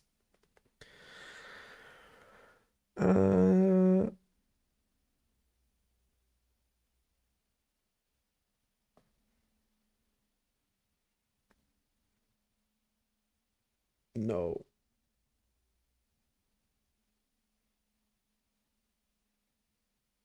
Twitch is broken and thinks I'm live anyway, so here's a game room. So somebody that's not actually live. That's a new one. Never seen that one before. All right.